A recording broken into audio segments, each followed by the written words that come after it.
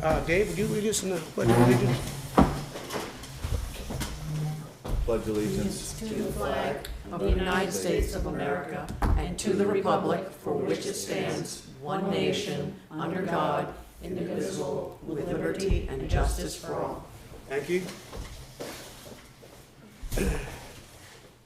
Let me see, did I lose that? No, I did not. Pledge of Allegiance, comments from the Select Board, Town Manager, and citizens, topics not on the agenda. Dave, you called me on, I think Thursday, with an issue about tires. And I talked with the Highway Superintendent, Ray Stapleton, today. And that's going to definitely be a agenda item, either the next meeting or the meeting after that. When I talked to him, there's a lot to cover there, and we need to get prepared for that. There's materials, costs, what different things can we do, what's causing it, where is it anyway, there's a lot to cover in that. So I'd like to, I mean, I'm not going to stop you from making some comment on it, but I want you to know that we are going to put that on the agenda, and you too, because I hadn't talked to you since I talked to Ray. Yeah. But we are going, that's going to be on the agenda, Dave, coming up. So anything you want to add to that? Well, yeah, I did call you and I was tempted to bring a couple of tires in, and then I decided that would be not the best because they're pretty dramatic. And I know there's a lot to talk about it. I did say something to Brandon about it, and then he said that he was gonna take it up under his report as the manager, and then I kinda let it go with that. I did bring my phone in, be happy to show when he delivers his report. I don't know what extent that he's done or not done, but we can get to it at that moment. So I think we should take up a few sentences or whatever when he gives his report, because I haven't seen it, I don't know what he's got or not. Okay. Yeah, and I do have something like general prepared. Yep. Hey, John. Hi, John. Yeah, okay, so but that's definitely gonna be either the next meeting or the meeting after that, we're gonna have an agenda item on that. Ray's not here tonight, he won't be, and mainly, he didn't really need to be with what was on the agenda, and we needed time to look into this, cause I just talked to him today, we went over a bunch of things, so. Any other comments from the board? I have one. Kelly? I just want to make sure that we get it out there that the parade is on June 24th, the local parade that they usually have. So I just want to make sure that it's out there, make sure people realize. So where does that, is it gonna be up on the It starts at the school, comes down the hill, goes up Route 5, goes up into the campground, comes down around, comes back onto Route 5, heads south and then goes up into the, Country Estates. on the lower end. I don't know what that first driveway is on First Street, First Street, goes up and around the trailer park. comes out Thrasher Road. Yeah, it comes out Thrasher Road and then it ends, I guess, And there. what is the time for that? I think it starts at 10. Who do we verify on That would be Nathalie Whitney. And she's one Stardust Circle, Yeah, I don't know her phone number right offhand. 802-674-2423.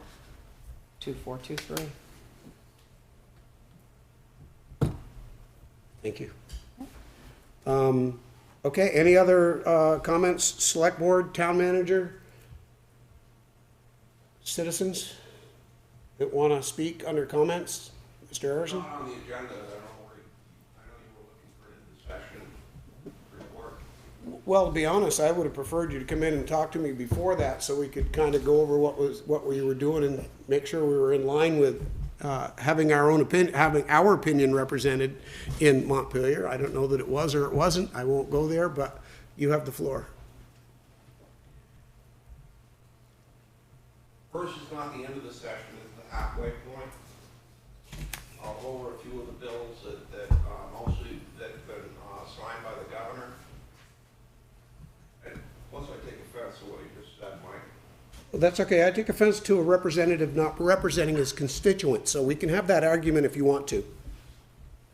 thank you. I'm not gonna come here to be insulted by you, Mike. It's that simple. Mr. Harrison, You are a representative, and I spoke with you. I did a My survey. voting record is online, you're welcome to look at it. If you don't like the way I represent you, take care of it in the poll. I did. Thank you. Good night. Mr. Chairman, I wish that he would have, I wish we could have both cooled down on that one, because we need to hear how that was voted. One of the comments was, took me a little by surprise, the legislature had adjourned, so when John said it was at the halfway point, I'm not even sure what that means. I will- I know they have to I will take a moment to clarify that I did a survey of which 94 out of 94 did not support the Clean Heat Act of last year. Mr. Arison voted in favor of that, and he voted in favor to uphold, to not veto the decision. He represents us, not himself and not the party. But he's right, that because he got elected, he gets to vote the way he wants to. If he chooses not to listen to us or listen to us, that's his thing. But I think, I get it, that, and I don't philosophically agree with some of the things he does, but it's a big deal for us to be able to have a report so we could listen and then go from there. And, and if he takes it as an insult, that I challenge him to represent the people of this town the way they want to be represented, and walks out, I don't see that as representation either. But I I'm don't just- think it had to be that hard right off the get-go. Well, And I can get as hard as anybody. I'll say something else. I asked him to be here 4 meetings ago. I know. To update us. And I've And he asked- didn't want to come in and talk to us about it then. Well, in defense of So- John, but in He could have defense, stayed and been part of this discussion. But- We're but- moving on. We're done with this. Anything else, comments, from citizens, topics not on the agenda? Review minutes of the previous meeting. Do I hear a motion to approve the minutes of 5/15/23 with corrections if needed? I do.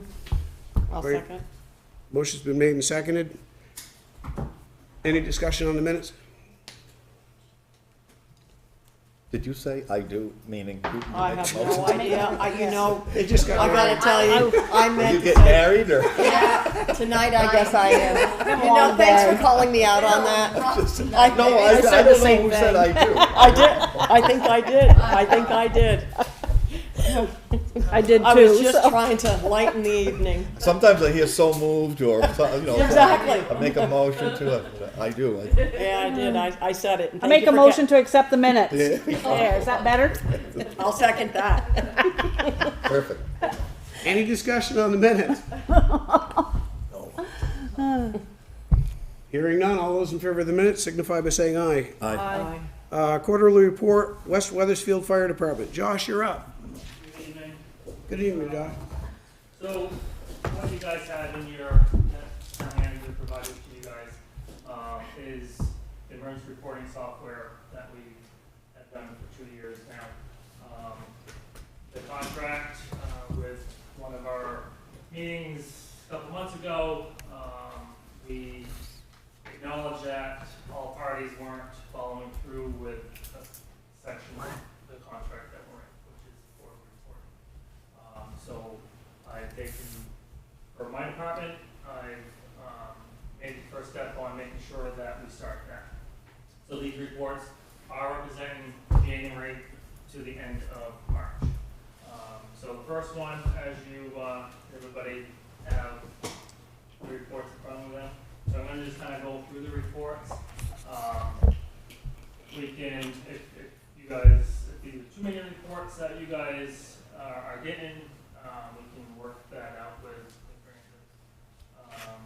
So the first page is apparatus hours for incidents that were on the scene. So if you look at apparatus, you have the list of the apparatus that we have.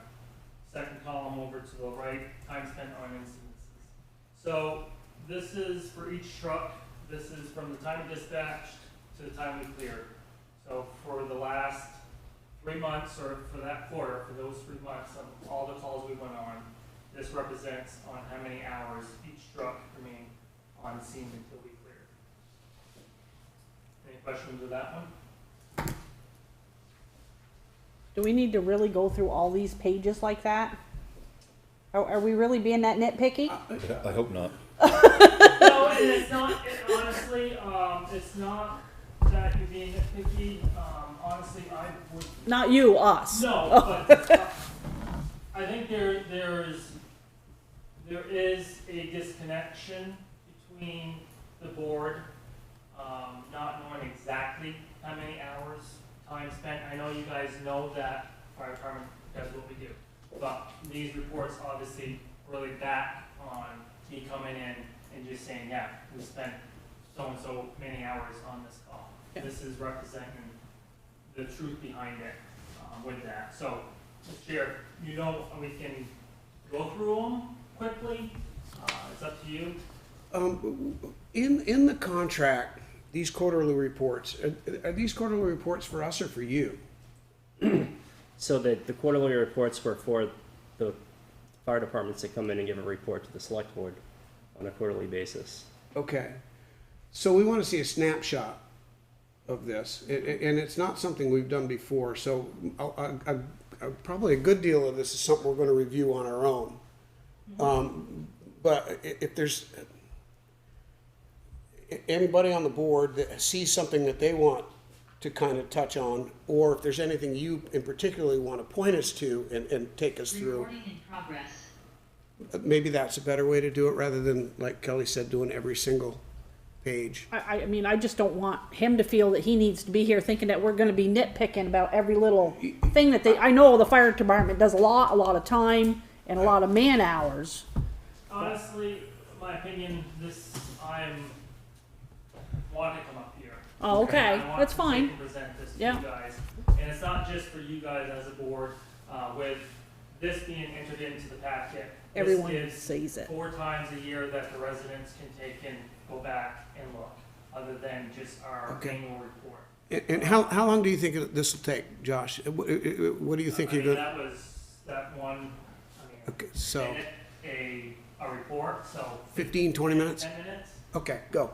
So the next report shows categories of how all the calls are represented and entered into our fire data with average personnel. So that's the average of each call that we have personnel going. The next report is average times of apparatus. So this is dispatch. This is an average of the calls that we have dispatched to alarm from when we are en route and arriving on scene. Second or the third report. Although that, can we ask questions in the middle of that? Well, my question would have been this. So when you give an average of the quarterly, obviously the average time of arrival significantly depends on location of the event. Yeah, so we have, when we get to the next report, so for the first quarter, we had 44 fire calls. Yep. So it's taken all 44 of those calls. Obviously, some are going to be closer to Right. from the station to the call versus going to North Springfield. And you can't pick where that is. It is what it Correct. is. So, but it's just a kind of an average overall. Yep. All those are calculated in there. Yep. Next report, pie chart, which breaks out the major categories of how the fire calls are entered in.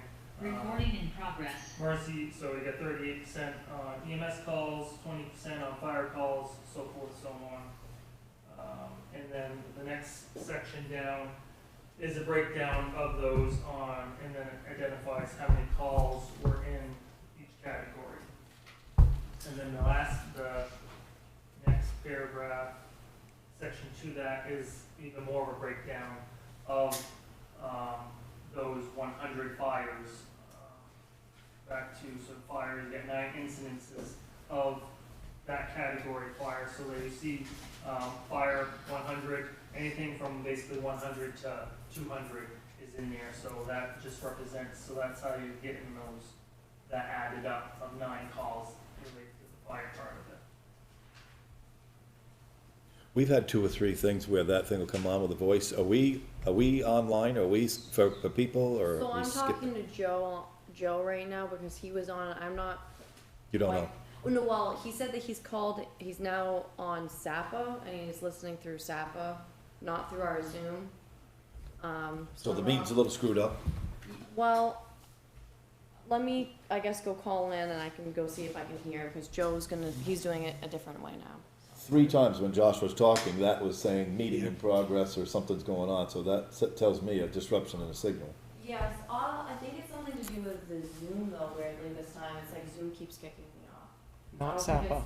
I don't think it's pertaining to SAPA, I don't understand. And Joe. Which is a different problem than we had the Yeah. last Right, time. and Joe just jumped on to The SAPA. SAPA thing, let me call him. Okay. It affects so- when you want the public to get this, Right, so, whatever.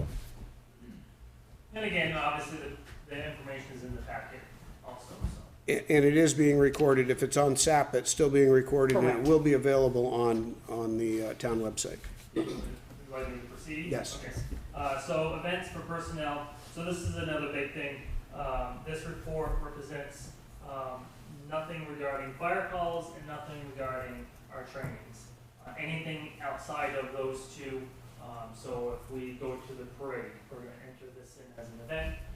If I have, mutual aid meetings. Hi, Brandon. Yes, we can hear you. Everything's functioning. And I hear you. Okay. Okay, thank you. So anything above and beyond fire calls and trainings is entered into the event, this particular report that shows everything outside of that. And then you'll be able to see that each member, so that shows Damien Adams, Josh Campos, so basically goes through each member and what they attended outside of the fire or training. Next report, incident detail. So there's a couple of these reports, I think there's 3 of them, that they kind of run together. Each one breaks down a little bit more. So this report here, what it's going to take and tell you is call, for example, the first call, number 23-2. It's going to show you which truck went. So you'll see a brush truck go across ambulance, and then it's going to show the time, alarm time and dispatch time is exactly the same, and then it's going to show you the clear time. So the report really is showing you the time that was spent for each call that was on there, and then it gives you the breakdown of how many personnel went on that call. The next report, incident response times with detail of personnel and date range. So same thing, just a little bit more breakdown of each call. You'll see all of the members' names underneath each call of who went. And then if you move over to the, it'll show you dispatch to en route, and it breaks down of how long it took for each call for us to, from our dispatch to be en route with the truck. And then the dispatch to arrival. So it's giving you more of a breakdown of each call of how long it's taken for us to get to the station, get going, and getting on the scene.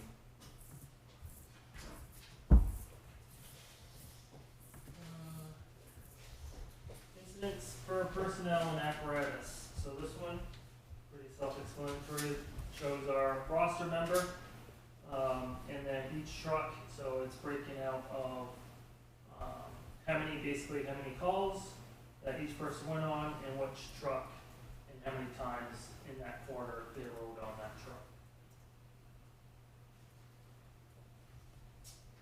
Personnel hours for incidences, same thing, shows the membership, and then breaks out on how many times each person went to the fire call throughout that quarter, from the time of the dispatch to the time it's cleared. So Damien Adams went on, the calls that he went on, he was on for a total of 50 minutes. Jordan Gallio, for that quarter, she spent 4 hours and 47 minutes. So that's just added up to 212 hours total personnel for that quarter, for all fire-related fire calls. Responding personnel with apparatus, same thing, again, just breaks down more, as we have multiple trucks, going to the calls. It's going to give you each personnel that went, on who went with which truck, and how many people were on each truck. And as you can log dispatch and room on scene, clear, and then it's going to tell you how long each truck was on scene.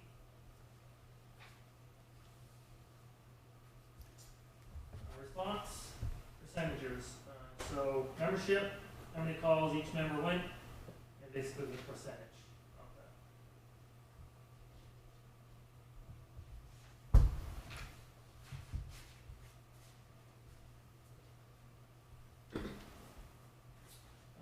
So this report, response times per incident, gives you a little bit more breakdown. It's on the address of where the fire call was exactly at. And then, again, it's more of a time breakdown of each truck on how long they got there, how long they were there. From the time of the call, dispatch to clear.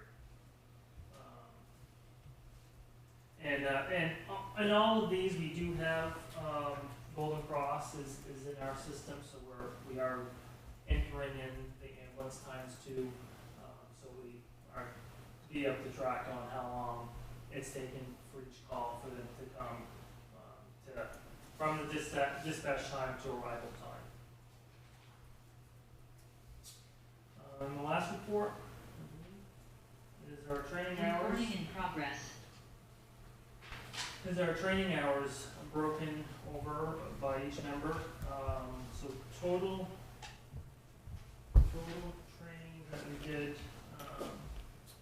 for the quarter, we did hazmat training, outside patient care, SCBA training, building construction, SCBA search and rescue, oxygen use, ropes and knots, ice water rescue. So that was the total trainings that we did for those 3 months. And as you can see, this is showing you who went to those trainings and how many hours they attended. So at the end of this page, end of this report, you'll see there was a total for whoever attended, there was a total of 159 hours, total training hours that occurred over that first quarter. That's it. Thank you. So back a few pages, so when you have these individual calls, each member must have some kind of an app or something to log on to when they ring in or ring out, right? You can't possibly keep track of that yourself. So what this does is, when we have a fire call, it triggers into the system. So it's essentially started, not necessarily, we don't really it doesn't keep track of every person that time they started the call. It's keeping track of the initial dispatch time. And then from that dispatch time, the next critical time is as everybody responds to the station. So it's once the truck signs on, the first truck that signs on. So that's how that's calculating from dispatch time for the first truck en route. And then from first truck en route to on scene, and then on scene to clear.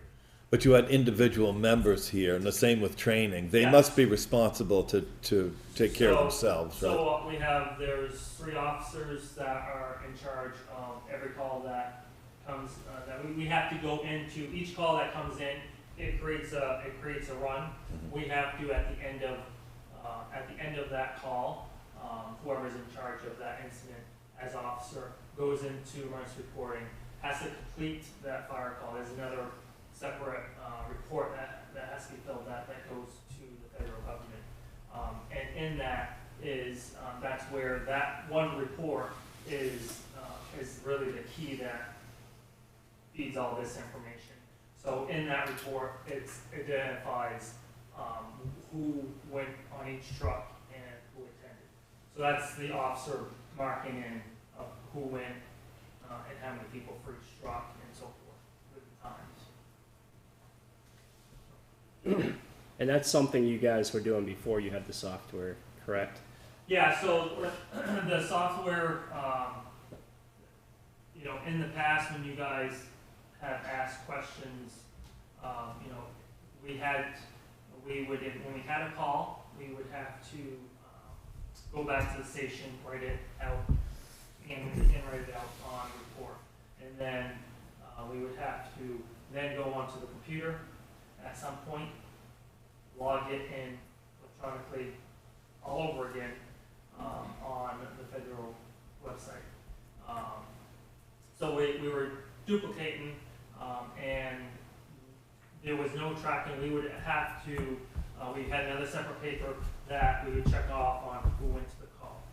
So when I had to do my annual report, I had to take all 180 fire calls, go through each one, do a spreadsheet, mark out of how many went, so I can say, okay, I attended 75 fire calls for the year. It was very time consuming, and especially if you guys had any questions on, for training and so forth. So this software cuts a tremendous amount of time out, aggregation, well worth the money, and just on what it can do. Any questions? No, that's great. I do, Go ahead. but it doesn't have anything to do with this report. I'm gonna take advantage of Josh when he's here. Uh-oh. Well, but I would with Darren too and whatever. So we're all in the process of getting our arms around these ARPA funds. And I've listened to a number of times, and I've listened to the scanner off and on. So my question is pretty vague, but you guys are gonna be going to a meeting, probably you have them on Tuesday nights or something. So is there, when we look at all this in context and we see, when we see that it takes, 27 minutes to get to a scene, and we see actually what the percentage of is actually fire, and I think it's pretty safe to say that although fire is the overriding thing that we're looking at, if you look at the pie graph, you're going to things that are much different than fire. So my question is, and I'm gonna ask the same question to Darren. I know we just did this with the police. We just bought a new car with ARPA funds, and bear in mind that the ARPA funds has to be used in expense, so we can't put it in a reserve account. Is there something in your fire department, or in fire in general in the town, that you think would speed up or have you get your process around whatever you're doing easier in a, not just for like 1 year, because we hate to do, like 1 year things and then have it repeat, but, and maybe you have that already, I don't know. I know when we went over to the building, you guys are, you have a generator and so forth to operate. But when I look at the calls, I'm just saying to myself, I know the thought process might be at some moment in time, do we really need a mini pumper or whatever? We have about $300,000 to expend in another, year and a half maybe, or to commit. And so Recording in progress. I would throw that out there because you're here and we've seen the percentages of what's going on, and I certainly am welcome to hear any thoughts that might be able to make the job easier, or, So, I don't know. So two things. So you're asking, on, one question would be how to speed up the response for. Or make it for easier. fire calls. The biggest thing is retention. The more people we can recruit in town that are able to respond to calls and keep them on our fire departments, that's the only way we can cut down on response times, right?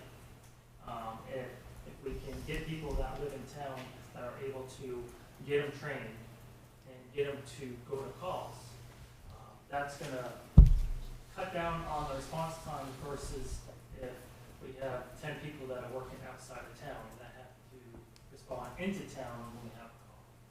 So that's that part there. So the retention part of it, And this is where it kind of plays into a little bit of where I brought up in the past about the training stipends, right?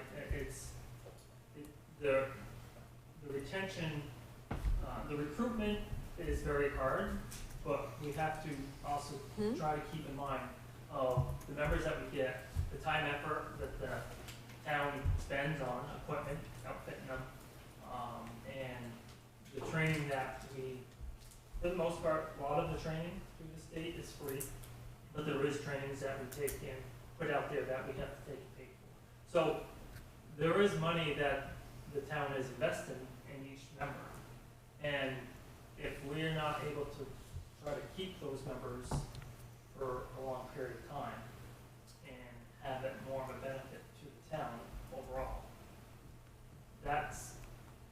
we're losing, valuable members that way. So the retention part of it, and I know for the state, they're doing a big push right now on recruitment.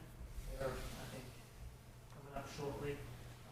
They're on WCX, I believe. They have a big thing of recruitment. So this isn't just our department, but and our town.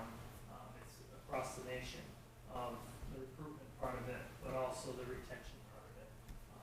There's grant money out there that are giving, hundreds of millions of dollars to these towns on helping retain personnel because of how much it costs to train them, outfit them. So pertaining to just that one question, how do we try to reduce the response time?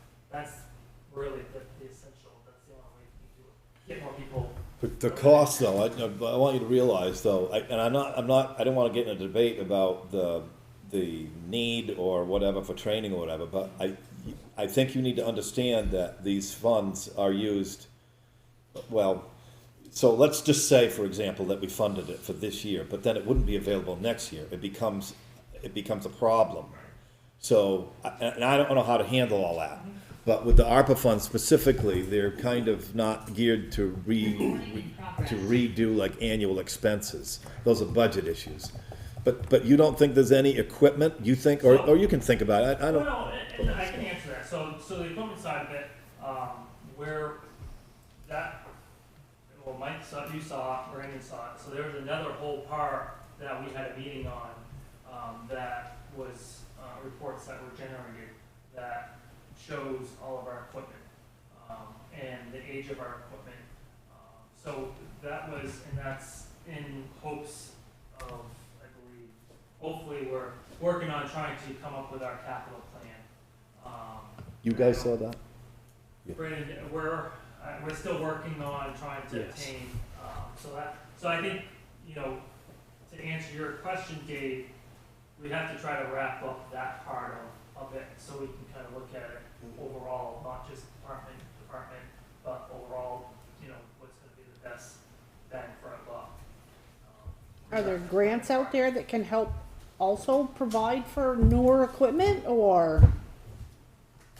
There is always grants, and I've stated, for the last 10 years, we've always there's one big grant, which is the Assistance to Firefighter Grant, that we apply for every single year, and in the last 10 years, we've gotten probably almost $300,000 worth of equipment just for my department alone through that.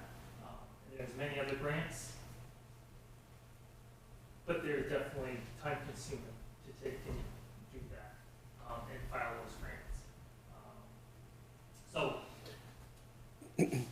Well, when Dave asked his questions, for me, that question sounded like, do we have the right equipment, or is there different equipment based on the response and what we're responding to? Is there different equipment, perhaps?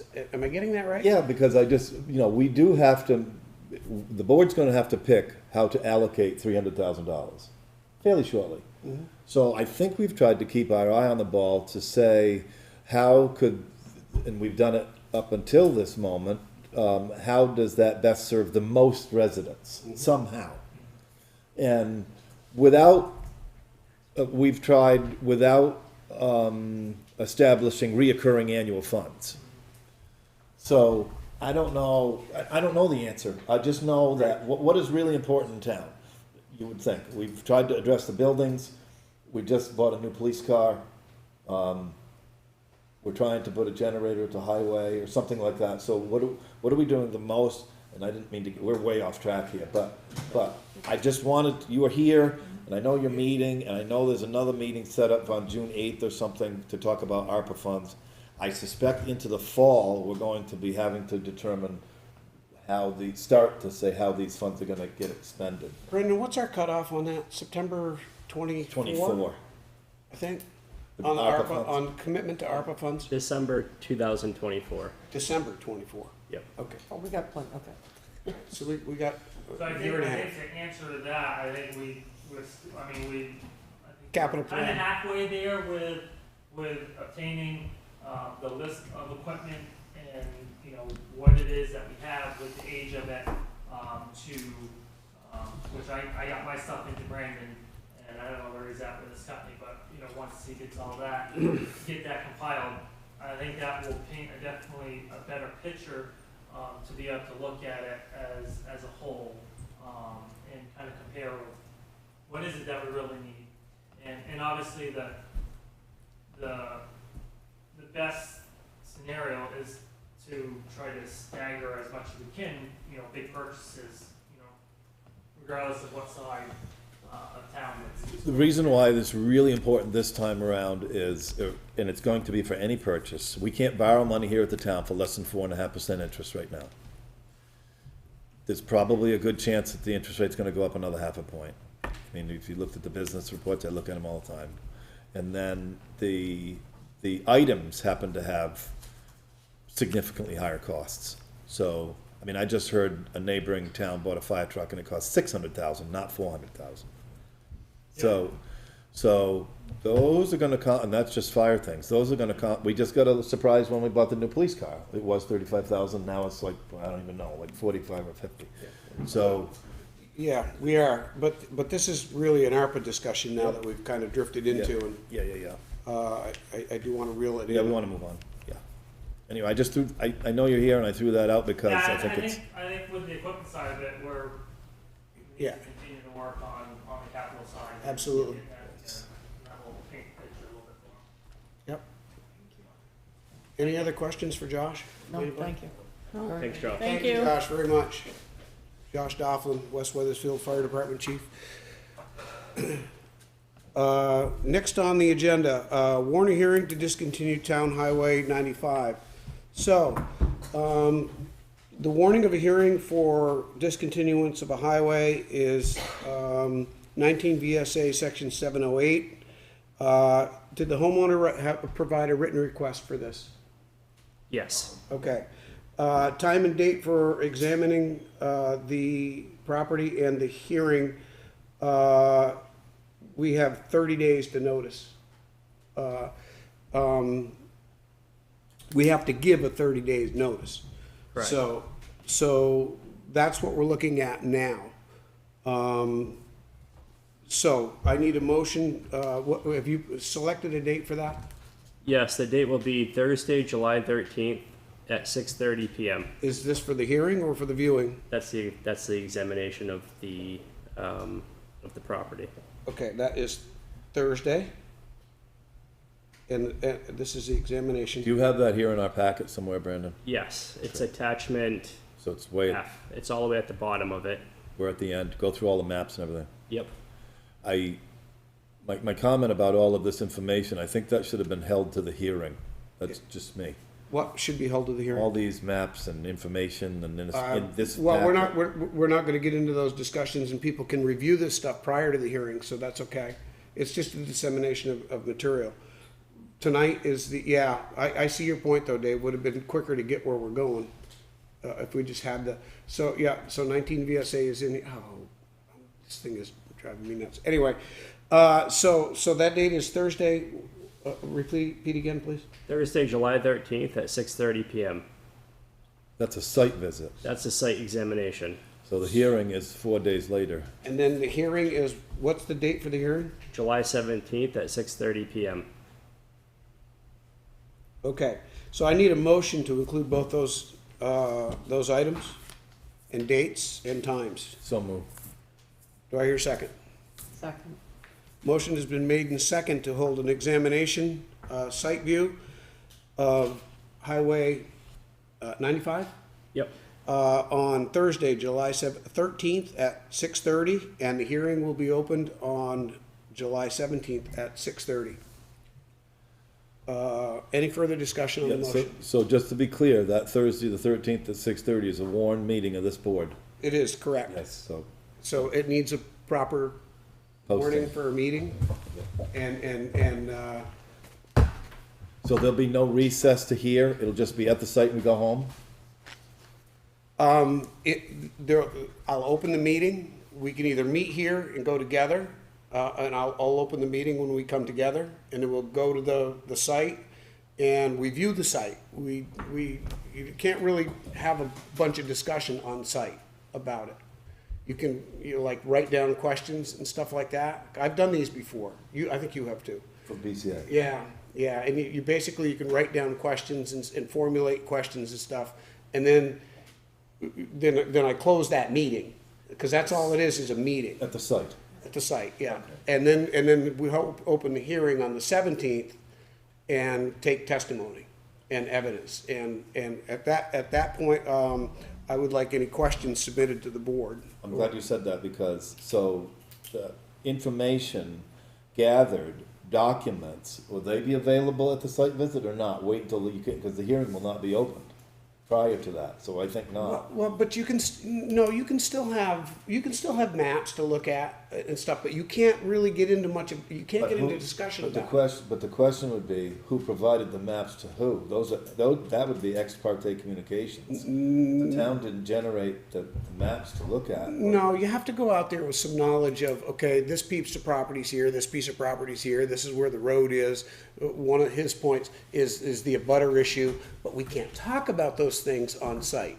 All you can do I'm is say, agreeing, but I'm disagreeing, and here's why. When we opened the BCA meeting to go out to the site visit, like, for instance, at the Stevens property. Yes. We had a meeting prior to the site visit discussing that. yes, Here, we don't have one. Here, we're going to a site visit first, and then, but we really, we're the judges, and we can make the. that's correct. So we need to be careful about who provides us information to look at, because somebody else, you need to do Okay. that in a hearing setting. You don't, so suppose somebody comes in, suppose we go to the site visit, right? And we look at some maps that John Doe gives us and says it's over here. Then we get into the hearing and Fred Jones comes over and says, well, I got a different map. See, we haven't. But the only thing we can, and I understand that happening, that would be a discussion we can't have when we're there. However, we could say, okay, well, actually, you can. Matt says it's, or John says it's here, and it goes over here, and an abutter, or Bob, whoever his name is, whatever, says, no, I think it's here and it's over here. Well, we need to know those things, but we can't sit there and debate those things at that point. We can, okay, here's a possibility, and here's a possibility. Now, we gotta come into a hearing and gather all the evidence and try to make sense of it. This isn't for laying out a road, it's for getting rid of one, and it's on one person's property that we know of at this point in time, and I can't get too much deeper into it. So can you look up, Brandon, can you do me a favor, and then, it might be helpful to refresh how it was handled with the AC Grout Road and Drumlin Road. Can you see, just in the time between now and whenever this warning is set or whatever, how that was done, about whether there was a site visit prior to the hearing, or whether there's discussion about the road prior to the site visit, or what? I remember doing one out on Boat Landing Road there over by your place. I remember exactly what that was for, it was a while back. I was on the planning No, commission. yes, because the campground wanted Plain Cemetery Road discontinued, Yeah, and they said no. Because And Bishop Campground Road goes into the cemetery. And basically, you go out and we're there, and somebody says, this is here, this is here, this is here, this is what we have. And then you're kind of, okay, let's go. And then you go back and you wait until you go into the hearing to actually start receiving any I don't want to evidence. prolong this, but Okay. but So- when we're the judges and can make the decision, it seems a little awkward to say, well, okay, we're going to get maps from Steve, and then the notice goes out, and then 30 days, we didn't even have a meeting. This is going to go to a bunch of different parties, and they could go to the 17th and not the 13th and say, wait a minute, what did you guys do? Well, we didn't do, that's just it. That's why we can't do anything on the 13th. But the fact that somebody has different maps, those would be evidence presented to us for us to evaluate on the 17th, when that happens. Whether they're available or not on the 13th, we're gonna see what we see. We need some sort of general layout and understanding of Who's what's doing this for there. the town? You or land use? Me. Okay. Does it really need to, Yeah, not and a highway one map side, is all we not- really need. We need whatever highway map we have. We don't need 19 maps. We need one that just says, look, this thing, it's here. Okay, so let's wrap up this part of the, Yes. any further discussion? Okay, all those in favor of the motion signify by saying aye. Aye. So that warns the hearing and the examination. Now, Where does that go to? hang Valley on, News? I'm not done, hang on. Yeah, Please. Valley News, the Butters. I've got that. Posted on the website. Brandon, I've Facebook. got that right here. Okay. Okay, I'm trying to, notice to abutters, the planning commission has to get one. It has to be posted in the town office and on the town website, because we have one. It has to be in all listed locations, it has to be in the local newspaper. All abutters, or anybody we're notifying as an abutter, must receive it as certified mail. That includes our own planning commission. You can check that, but that's what the statute says, is everybody has to be noticed by certified mail, so we gotta cover all our bases here. I know Ryan just does everything. And then the other two parts of this statute, 710 and 711, are parts that follow the hearing, that have to do with our timelines and what we can do afterwards. So that just sets forth where we're at. We'll get into that language and stuff after the hearing, because it'll explain what we have to do then and what our timelines are. So, What are the rules if somebody is not an abutter and they're an interested party? Can they attend? Yes. oh, yeah, anybody can attend, but that doesn't necessarily, and they can ask questions. Would that- But in a hearing, anybody that's giving testimony has to take an oath. So somebody, might have an opinion and say, I don't think it should be, well, that's not really testimony, that's an opinion. Yeah? Then they have to do that in the hearing. They do, but you have to give weight to that too, as to, that's more stuff that we'll get into as the judges and the jury in the issue. There's rules. It's the way it is. But that covers that. So that's, Vote? Did we vote? Not yet. yeah, we did. We voted for the hearing. Yes, we did. Okay, you The did. hearing is Great. done. Sorry, I was, Yeah, I took care of it. And just there's a memo in the packet with all the questions the board asked me to ask legal in the last meeting. So there were 6 questions that were asked and answered. And then town council and I got together and we issued our next steps, which is those 7 steps within the memo.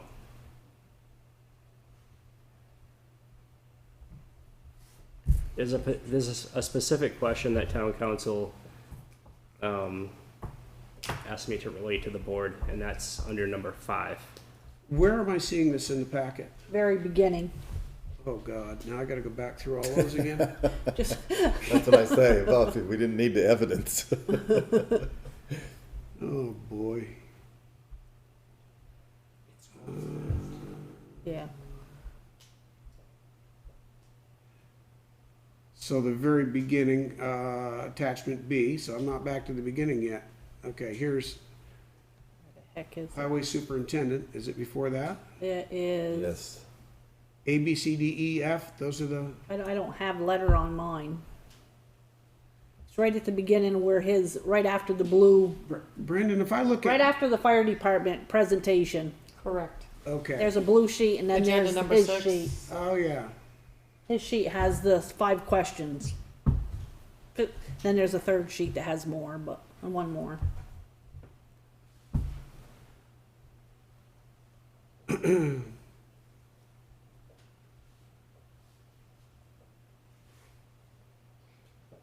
This is all internal stuff.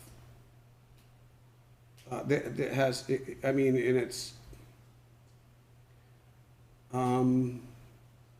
is there any harm in notifying abutters to Mr. Kennison's property rather than solely the abutters of Highway 95? No, there is no harm in notifying abutters. Is the notice of public hearing sufficient to fulfill the requirements? 19, yes. 30-day notice required for both site and hearing? Yes. Is a survey required? It is not required for discontinuance. Is there a specific question the select board should prepare themselves to answer when considering whether or not to discontinue Highway 95? Let me read this to myself first. The select board's decision needs to be determined that the discontinuance is required for the public good, necessity, and convenience of the inhabitants of the municipality per section 710. Again, this is stuff that I just got done telling you that you'll get to after you have your hearing. In other words, the select board needs to make findings for why they are choosing to discontinue. You will find if you read in the statute that what they're really writing this to and looking at is something that may actually exist and is being used, but not, maybe you're not maintaining it, maybe it doesn't get used very much. I won't go really beyond that because it's my interpretation of reading that language. But that's what we'll have to consider after the hearing in making a decision. Do we have any other options other than discontinuing the road? Yes, the road can be downgraded to a legal trail, which does not require any maintenance. That's true, but it has other considerations too. So those were those questions that from the last meeting, John, I think, if you remember those. And those are the answers that we got.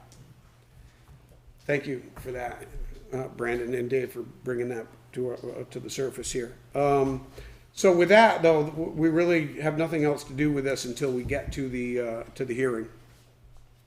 So July 13th at 6:30 and July 17th at 6:30.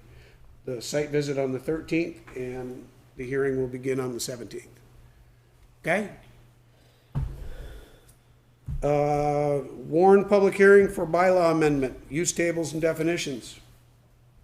This is another one that goes on statute 24 VSA 4441, section D and section E, correct, Brendan? I don't know if that stuff's in there. Yeah, it's in here. I gotta go through all the maps again.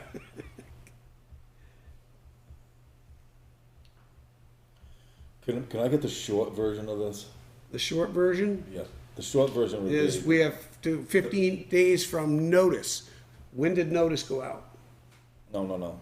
The purpose of this, for me, the purpose of this is to recap what No. the planning board has done and asking for a hearing to adopt some new set of bylaws. No, that is not what it is. Okay. In fact, the planning commission debated whether or not this needed to go to hearing or not, and chose to err on the side of caution. What this is all the bylaws that got adopted as changes. 2015, 2016, 2017, 2018. There were groups of bylaws that came in and got passed. At the beginning of the zoning bylaws, you have your listed districts, and in there it gives you your permitted uses, purpose of the districts, your setbacks, and all of that criteria. What's conditional use, what's permitted, what's not allowed, what's allowed, et cetera, et cetera. And they were kind of a mess.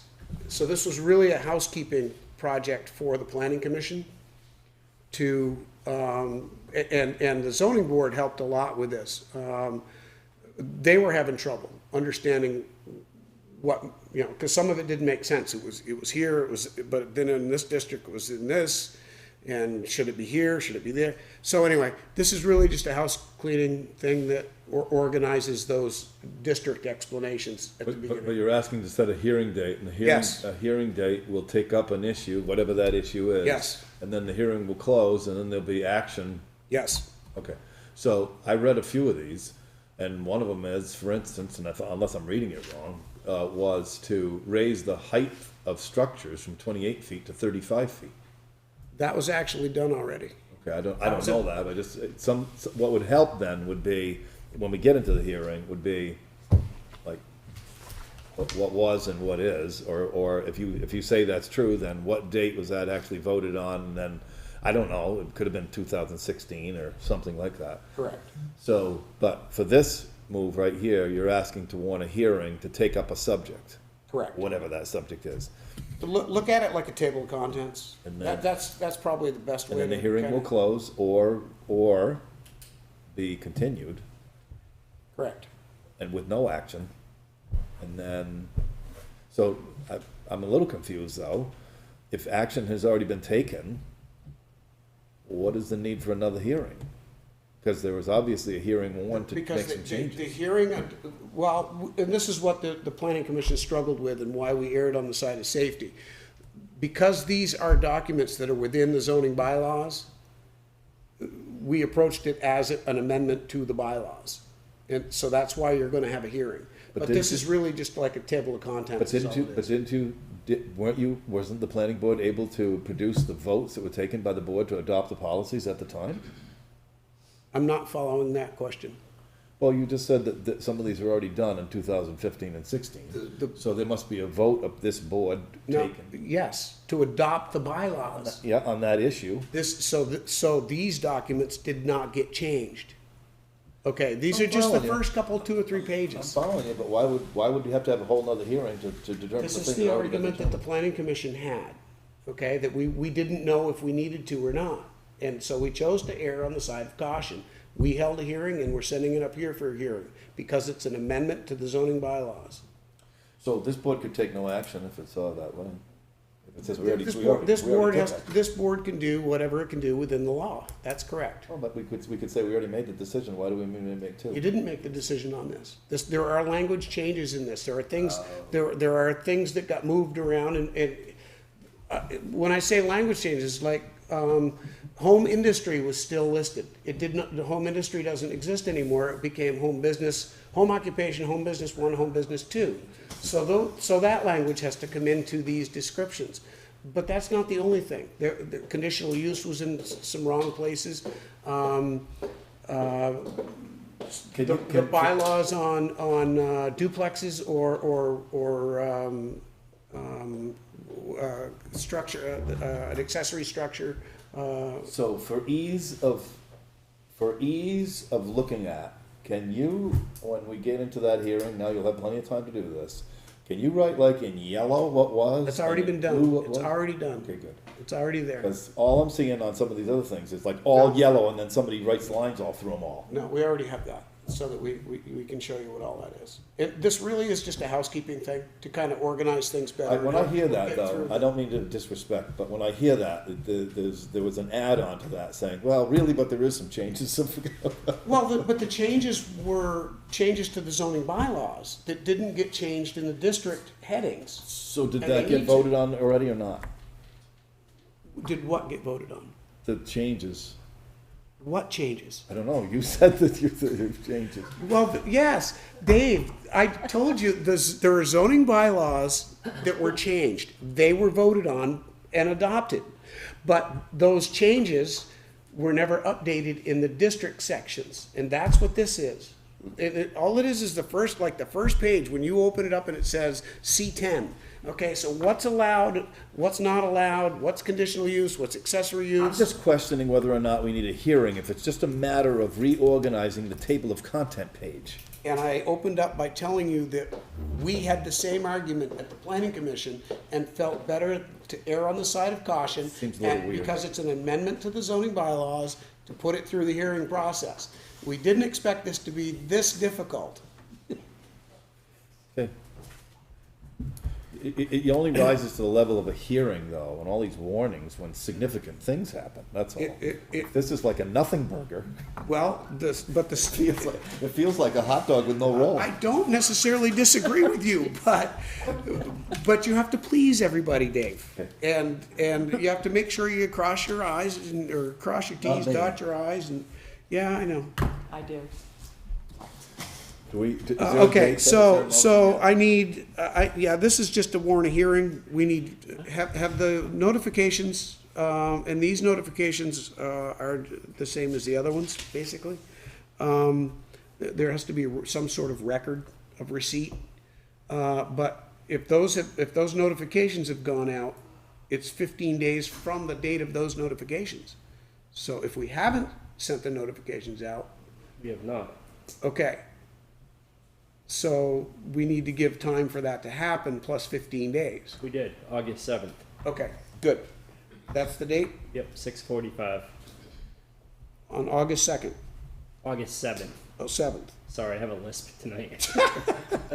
It's all right, I'm deaf. So August 7th at 6:45, I think you said? Correct.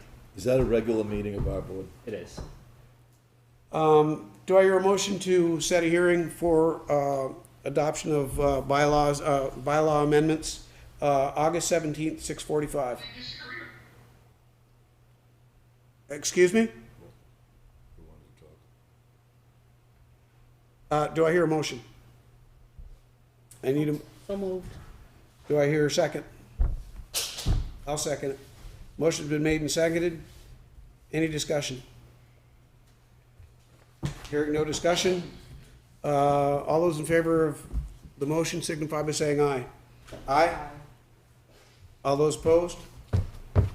Any abstentions?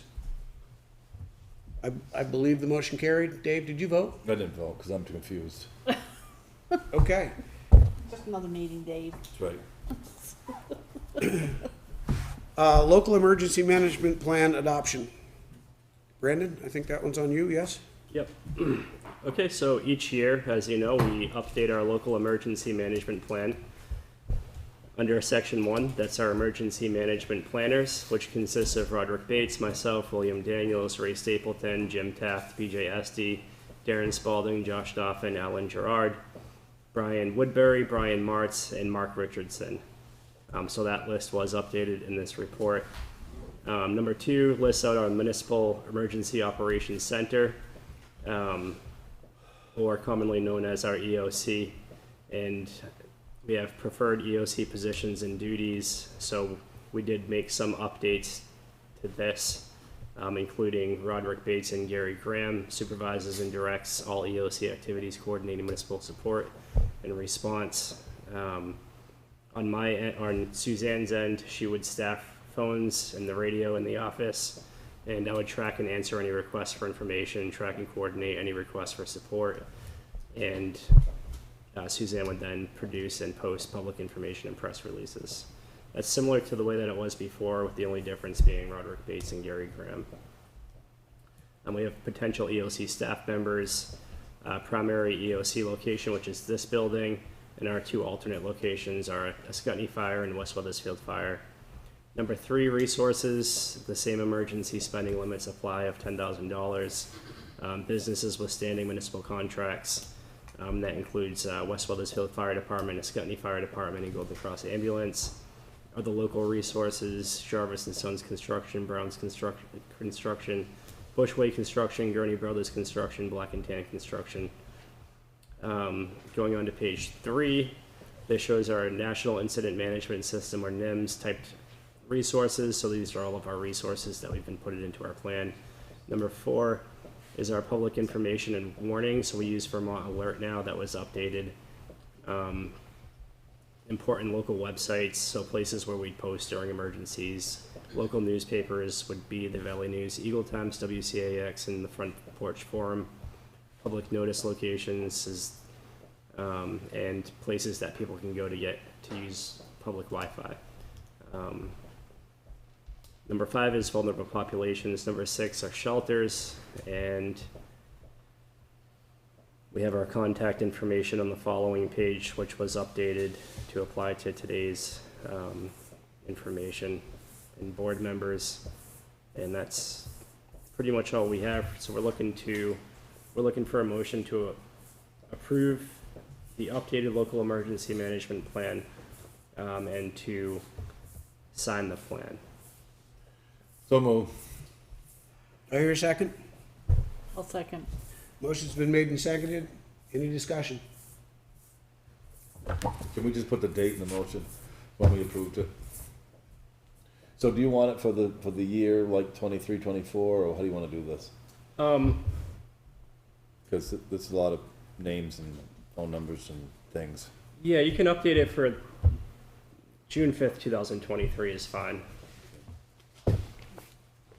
It has an updated date on it of 5/16/2023, just throwing that out there. Yeah, that's when we updated it, but it Okay, hasn't been a board meeting since, so. okay. So you're doing, what, June or July? June 5th is fine for the board adoption. Okay.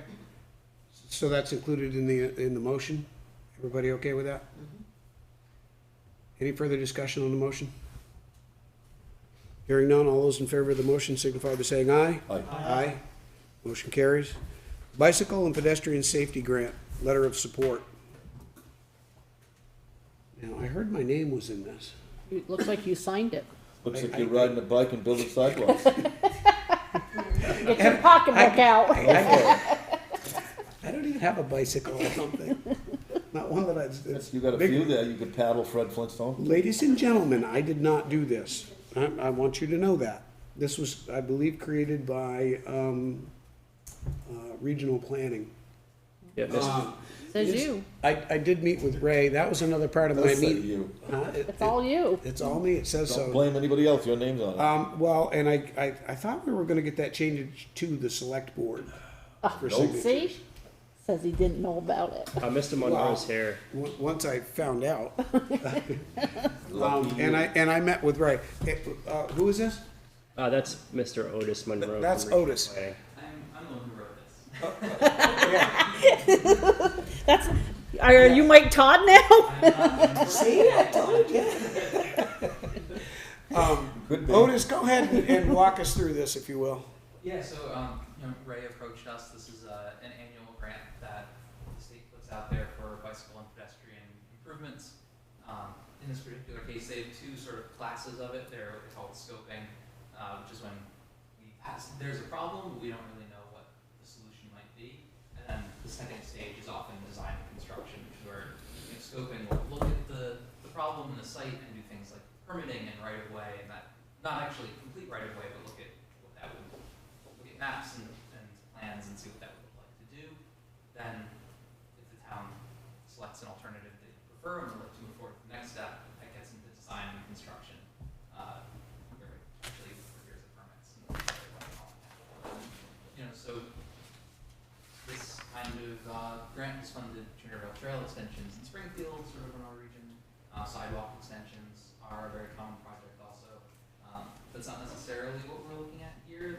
That's sort of one reason we're going, or we go with the scoping route at this stage, is because we don't know what pedestrian improvements in Perkinsville, like there are ideas out there obviously, and part of the process is coming to the town, particularly to the village, and hearing what residents want to see. There's a big sort of public engagement part of writing one of these scoping studies.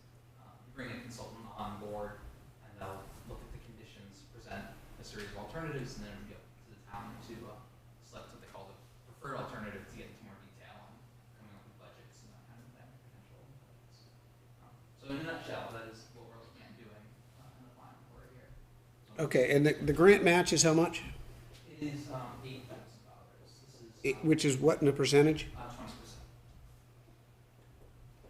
Okay, that's the first question. And then, I went out and I walked this site today with Ray. Ray was involved in part of this. So there's a discussion that's still ongoing about upgrades to the old school site park, Hoisington Field. And what Ray showed me and explained to me was connecting that with the lower park, which is like where the Veterans Memorial is down at High Street and Church Street, in the Perkinsville Center. And we actually started walking down through there. Now, when you first come out of the school parking lot and you're actually headed north on 106, the state had cut a swale in there, which I think was part of, according to Ray, was done back when the school was there. And it made for more space for the children to get out the front of the school or around the school and come up into the school parking lot in the front of the school. And it created more space.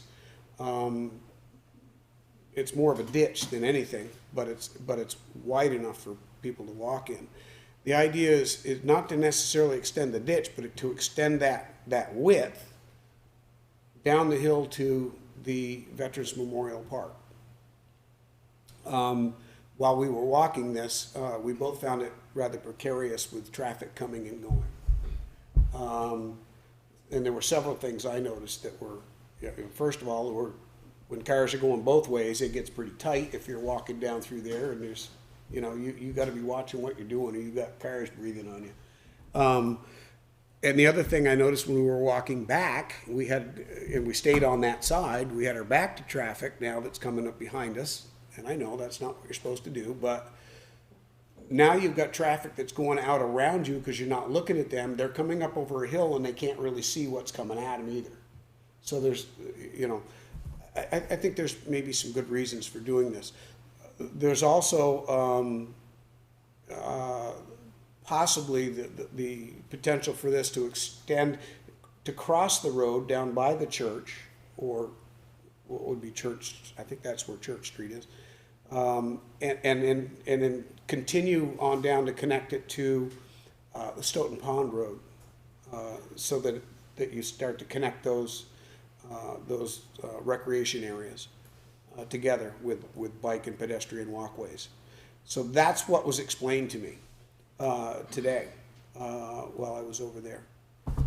This is a grant process to do more of a feasibility type study and establish the plan and engineer drawings and such, correct?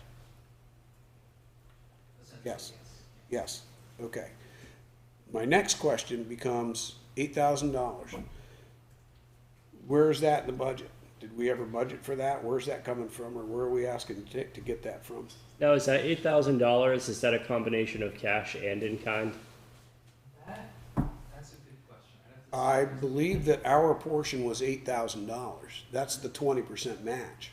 Yeah, but a lot of the times it can be in kind, so like any time that we spend coordinating meetings or finance or reporting is generally able to go towards that $8,000. So what you take is your total cost of employment, multiply it by the total number of hours you spend, and it reduces that $8,000 Okay, line. so you can reduce it. That didn't answer my question. Where's it coming from? Did we budget it? Where is it? Is this ARPA? Are you proposing this to be ARPA, or is it? It could potentially be proposed as ARPA or a reserve from the highway department, or the way that we generally build in highway department grant matches is in kind. Okay. We could use the Oh, I see what you cumulative mean. highway. So the highway does some of the service work, and you bill it out for the $8,000 Yes. match. Okay. Any questions? Yeah, lots. That's not a good picture at all. Highway's down 2 men, or has been. Anytime we get highway interfering with other projects in the past, it's been a disaster. Takes them away from the jobs they're supposed to do. That's point one. Point two, how did this line get in this? What line? Well, I'll read it when I get to it.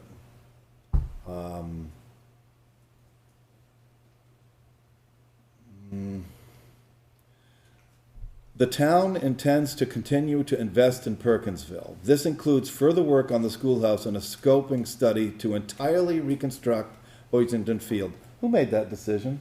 Who is the town? Like I said, I didn't write this, he did. I have been told the town was behind the effort to. Who told you that town was behind, the town has made a decision to do anything? Did similar thing to Mike and visited the site with Ray some weeks ago, and that was my understanding. Well, Ray is the chair of a committee that thinks he should build Disney World down there. And there's a lot of conversation about the scale or the site itself or some other things. So let me enlighten you on which I don't agree with connecting this to the veterans. First of all, has the Veterans Committee been notified of such a connection to a recreation area?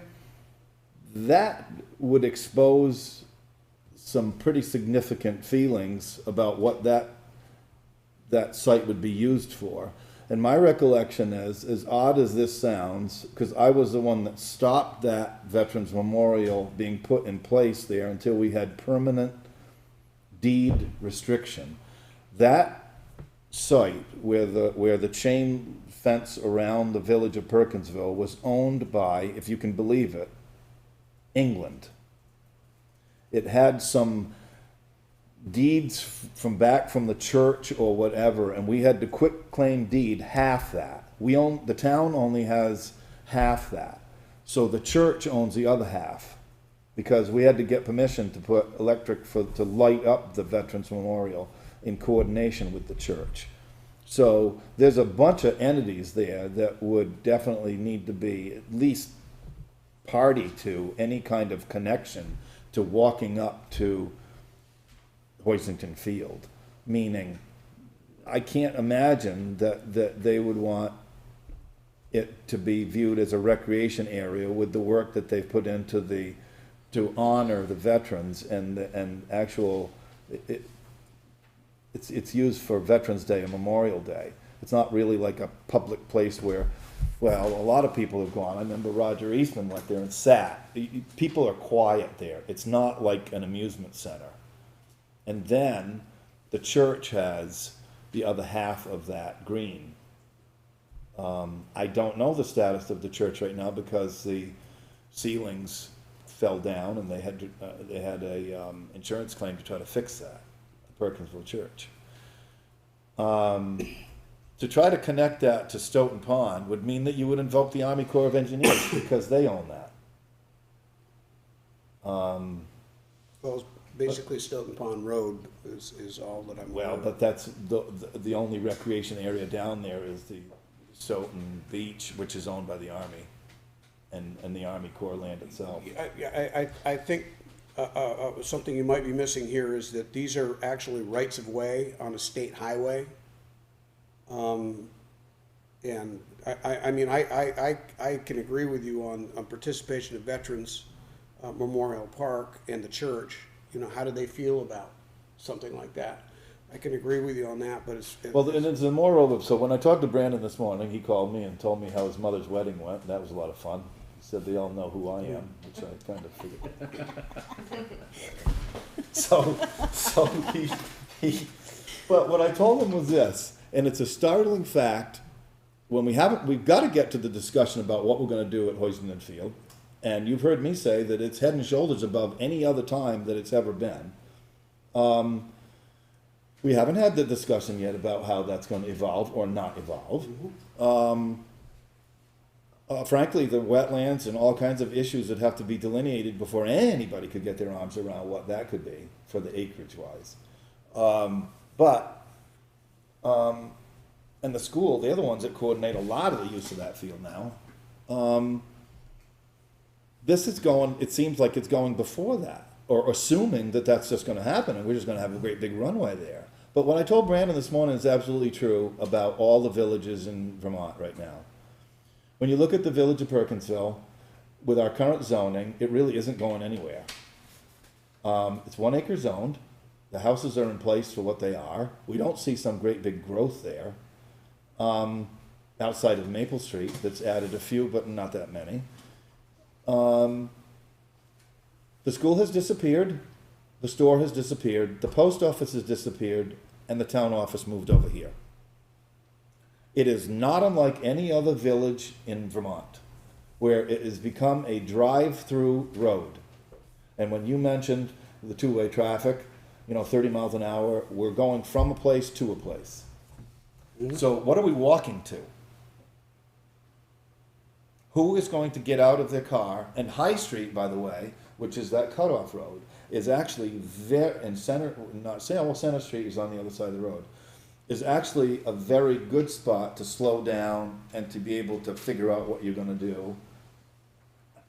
But I'm not understanding why you would want people are gonna object to on-street parking there, and then park and then walk on a sidewalk up to the recreation area?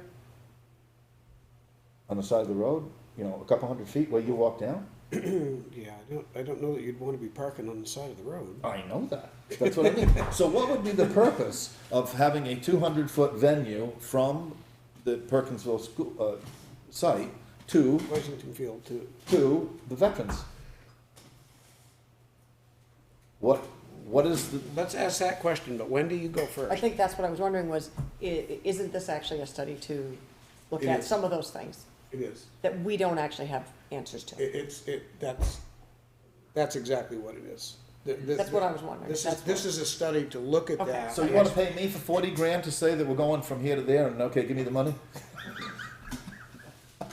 But it would be bringing the different entities together to actually figure these things out. That's what it is. It's a study to figure out. Well, and I think there's two ways to look at, because I discussed that with Bray today, it's what you just brought up about all the stuff that Perkinsville has lost. Perkinsville has lost everything, pretty much. They lost the school, they lost the store, they lost the post office, town office used to be over there. But they're not coming back. No, they're not. That's right. So what replaces that? Is there anything that does, and is that also part of what this study is a focus on the, and isn't, this was also designated as a village zone. Now, that's not the same thing as the zoning village thing.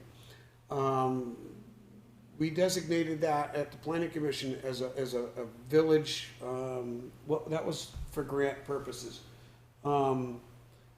It's like this area of the village, it's not the whole village, it's this specific area, it's a little square over in Perkinsville and in Escutney. For what? What it did was it opened up those areas for grant funds from the state for revitalization of the centers of your. For what? Well, that's a good question, but that's that's what this is for. Yeah, it's a waste of money. Okay, but this is my question.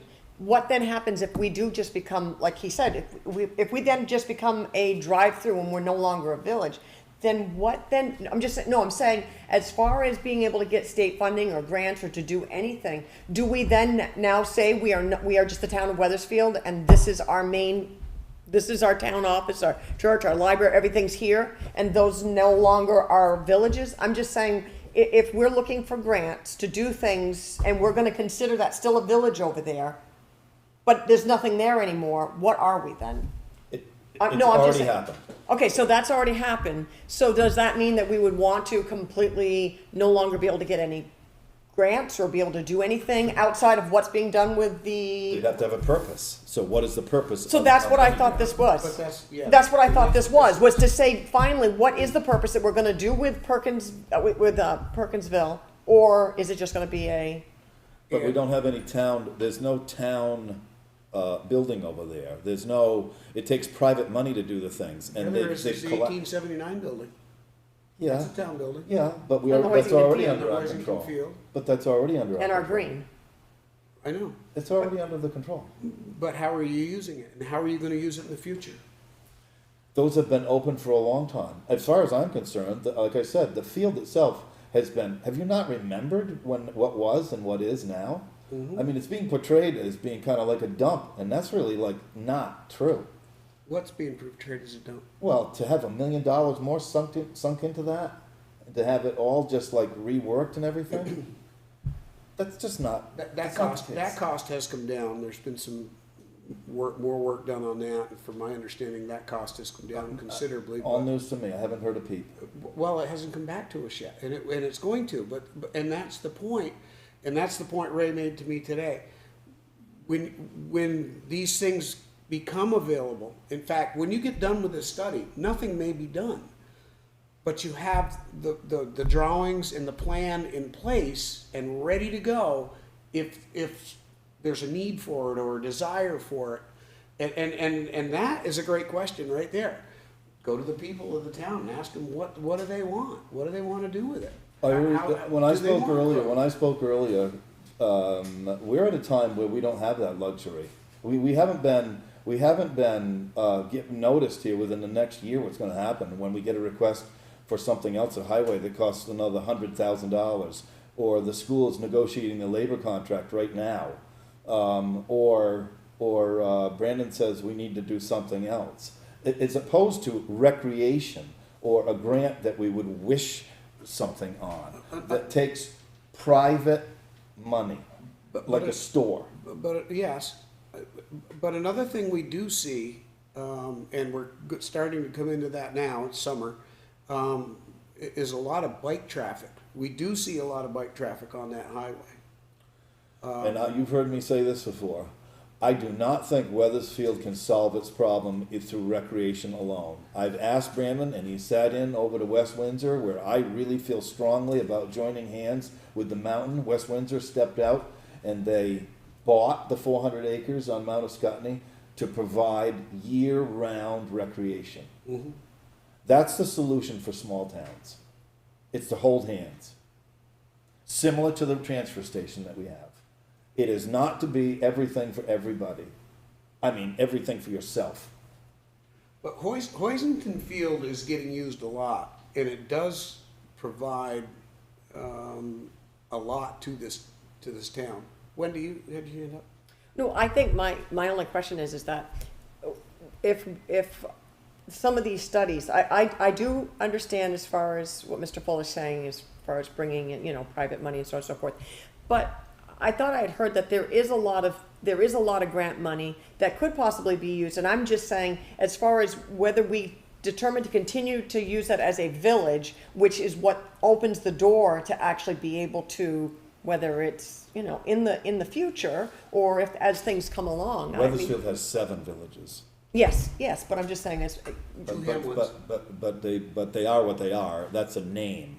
Unfortunately, history will show. It's the same with farms, where Weathersfield had 11 farms that were milking cows in 1980. So we've fallen that same way with villages. Did the town run and sink another $1 million into my place to milk cows? No. No. but that's for individual versus, I'm saying our town as townspeople, I think that we do have to have our ears open to what maybe people may want to do with something. I just want to be open. Has anybody heard anything about about having a sidewalk go from Hoisington Field to the veterans? Not a sidewalk. Well, it's pretty much that's what it is, a walkway. Well, I mean, that's it's not a raised sidewalk. You can call it what you want to. It's not a raised sidewalk.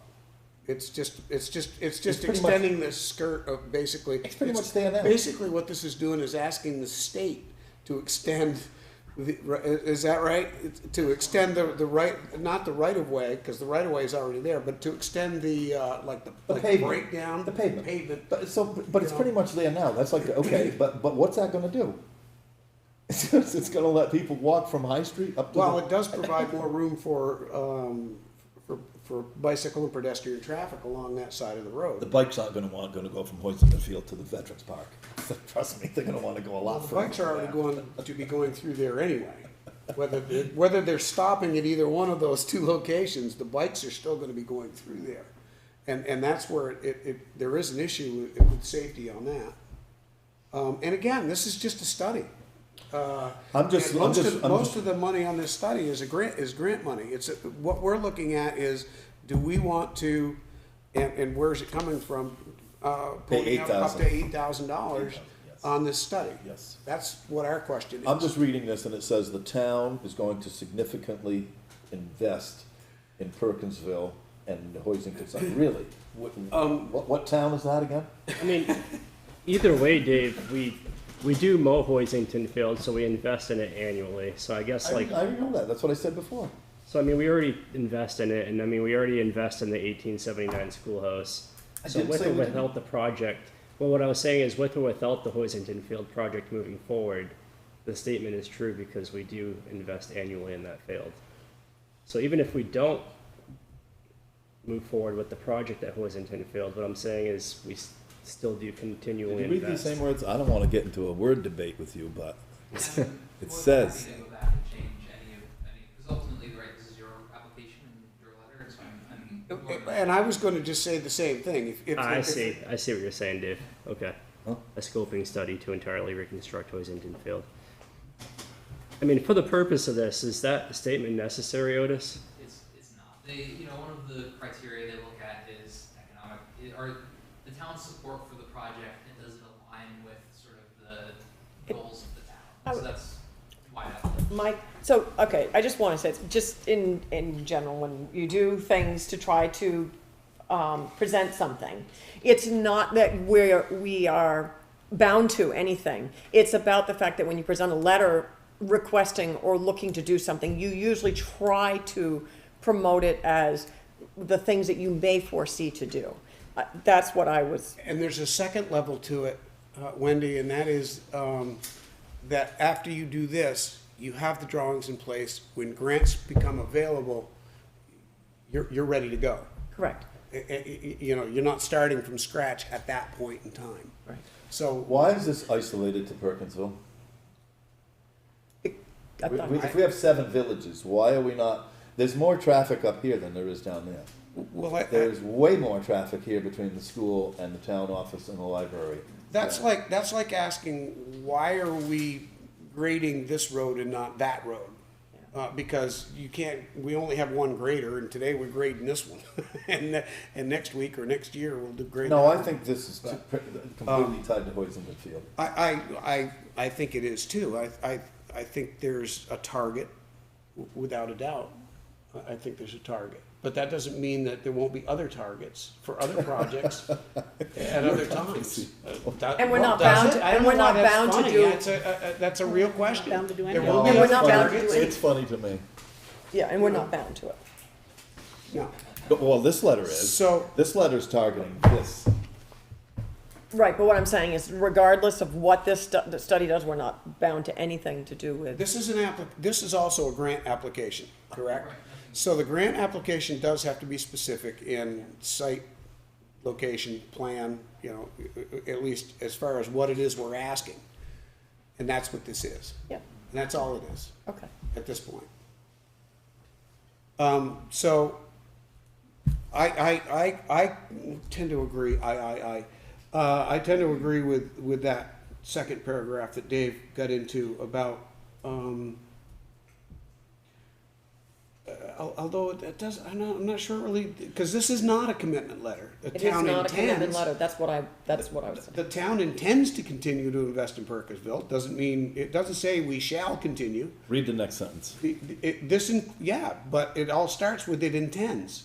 No, well, that sentence Read the goes, next sentence. this includes, Yes.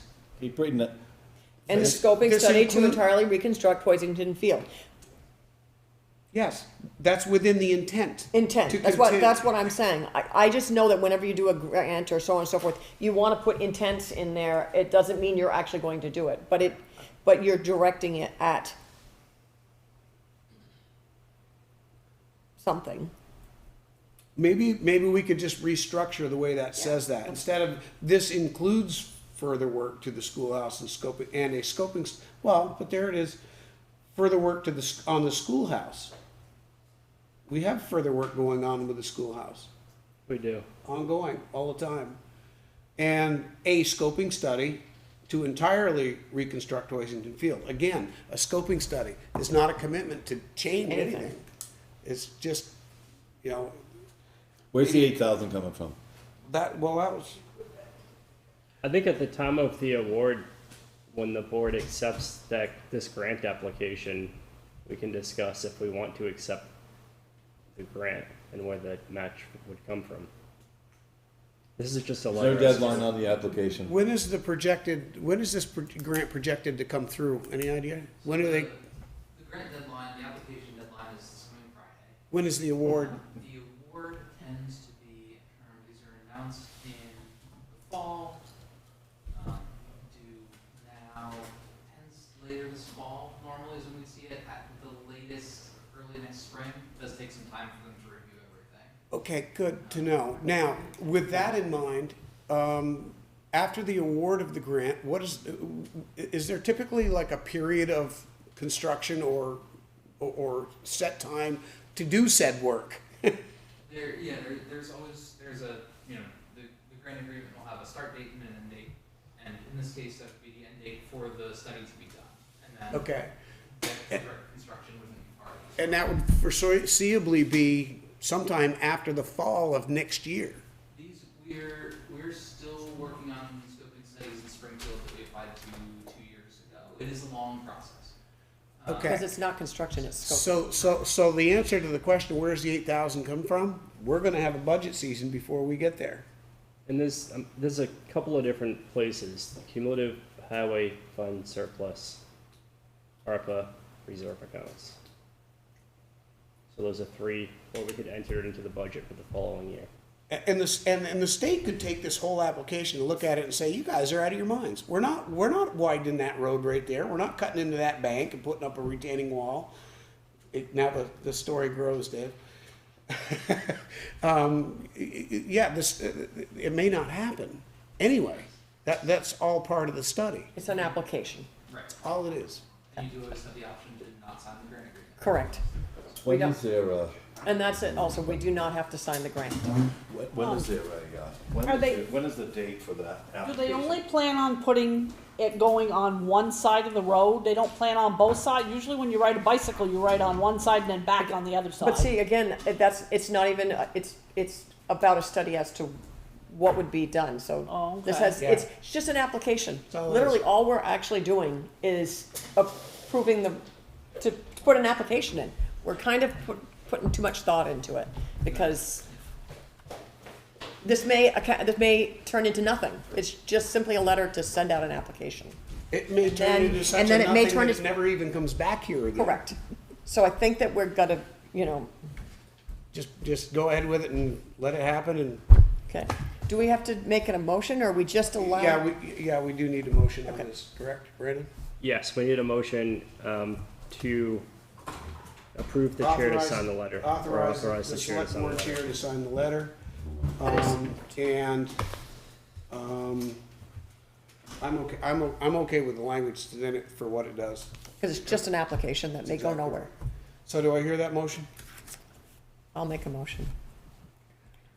A motion is to authorize the select board chair to sign the letter, Yes. okay? There's a motion that's been made. Is there a second to the motion? I'll second the motion for further discussion. Second the motion. Further discussion? Okay, so I'm taking it that this is just an application that may very well go nowhere. No matter what we discuss as far as the letter, it doesn't. Am I correct? It's, yeah, it's an application for. It may not even get accepted. It's an application for a grant. Okay, so later on, we'll be discussing if this even comes back to us. If it even comes back to us, we would then discuss as to We may whether not we even would get even selected. accept it, or if that would be when the further okay, that's all I We may not want. even get selected for the grant. Can I just, this is anticipated to be 40,000. That means it could be more? No, that's, This is they have a set, the state has a set, scoping studies cost 40,000, so we're applying for 40,000. Oh, okay. There'll be, I was just wondering if our 8,000 was gonna be 12,000. no, that's the percentage. Question. it is definitely requested. It's a- Because it just says anticipated, it doesn't say that you could.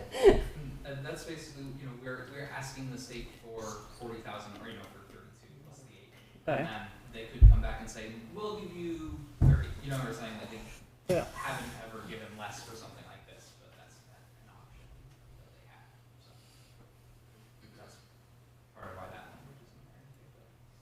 Any further discussion on the motion? Yes, I'm voting no because I think this. I haven't asked for the vote yet. Any further discussion on the motion? Yes. Yes? I'm opposing the motion because this could be coordinated with the Hoisington Field and anything else that's going on in the village. To take these up separately, I think is wrong. And I am assuming that there's coming forward with another proposal, or you say that you've already gotten wind of it, that there is something else to do with Hoisington Field. Any further discussion on the motion? Hearing none, all in favor of the motion signify by saying aye. Aye. Aye. All those opposed? No. No. The motion does not carry.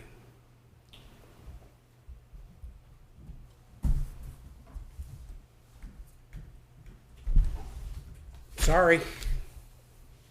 This is it's an annual grant. We send Brendan all of these when they come out, so, and it doesn't have to, as the discussion went, it doesn't have to be Perkinsville, these can be applied for anywhere, so this is not the only opportunity, to get this option. So, it's always out there. And Okey if dokey. you're helpful, this kind of thing, so. Thanks, Otis. Yeah, of course, yeah. Thank you. Town clerk dog licensing update. Okay, every single year. Thanks for your time, Otis. I appreciate it. Yeah. As do I.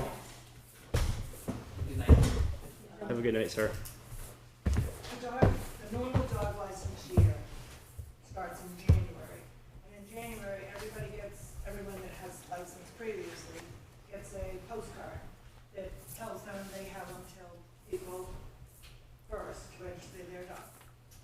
And then after April 1st, they get another reminder that says, they have until May 30th, because after May 30th, the list of delinquent dogs gets turned over to the select board, and the select board is supposed to do a dog census within the town every year. This has not been done. A warrant has not been issued for anyone to go after the dogs, because we don't have anyone to do that. We did have a good dog census about 10 years ago, and we had close to 700 dogs in town at that time. And I think I'm only on tag 310 right now. So you have a list in front of you, all the dogs that we know are unregistered. So I'm asking you, well, not asking you, well, I am asking you, if you would implement a $25 penalty on the dogs that are unregistered. This is not unusual, other towns do it. I've got several letters here from stores that have done it, select boards have passed it in the past. But you also have a dog ordinance that was written in 2000 whatever, that you don't follow. And, so the dog ordinance penalty is $35, and so that doesn't get enforced. So I'm only asking for $25 per dog to people who do not register their dogs. And I would send out a letter, if you have a letter there that's, something that other towns have used something similar to this, we've stolen it from each other. And, so I just wanted you to look at that. We could put this, if you approve it, we could put it into effect now, or we could wait until January when the new year starts. And then everybody would have to get a notice that they're gonna get fined, an extra penalty, if they don't register their dog. And you also have to remember, this is a health issue, because when somebody's dog bites somebody, they always have to call here to find out if the dog is rabies. So if the dog is not licensed, we have no idea whether they're rabies. So that means the patient may have to go through a series of rabies shots, which are not very, and then the dog has to get impounded, and then it costs the owner, it costs extra money, and all. That's what I'm asking. Go. Did you say that Paul was not, he's not online, right? No. No. Okay, because he's got 2 dogs here that are, so it'd be easy to ask him, hey, Paul, do you still have the 2 dogs? Because I'm assuming that people might not have the dogs. That was my first thought. A lot of people on the list that we're questioning, always register, and we've only come up with a few people that don't have their dog.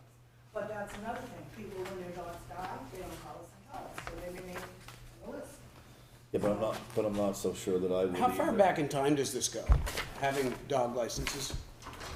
Is it like the voting checklist? I don't know, forever, since I've been here anyways, forever. So, do we really know that there are 400 dogs running around unlicensed? Of course we don't know. I know.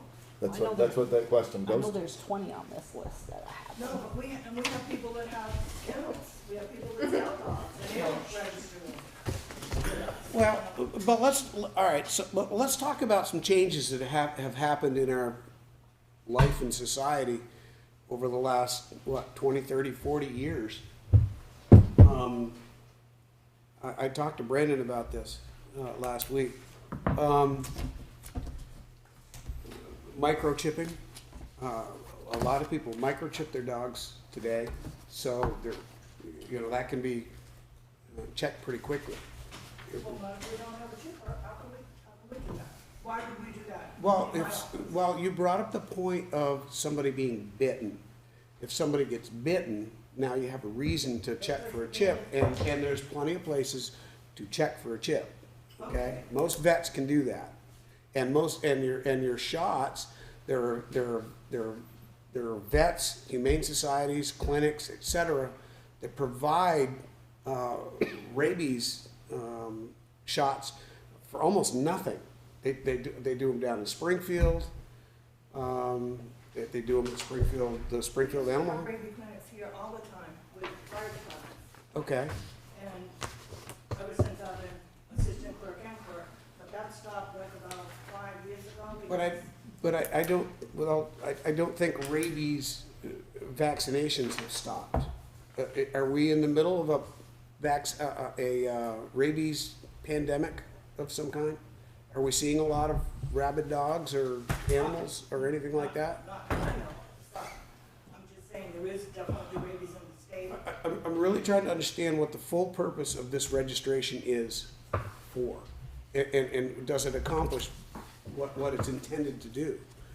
That's exactly what it's intended to do. It's a health issue.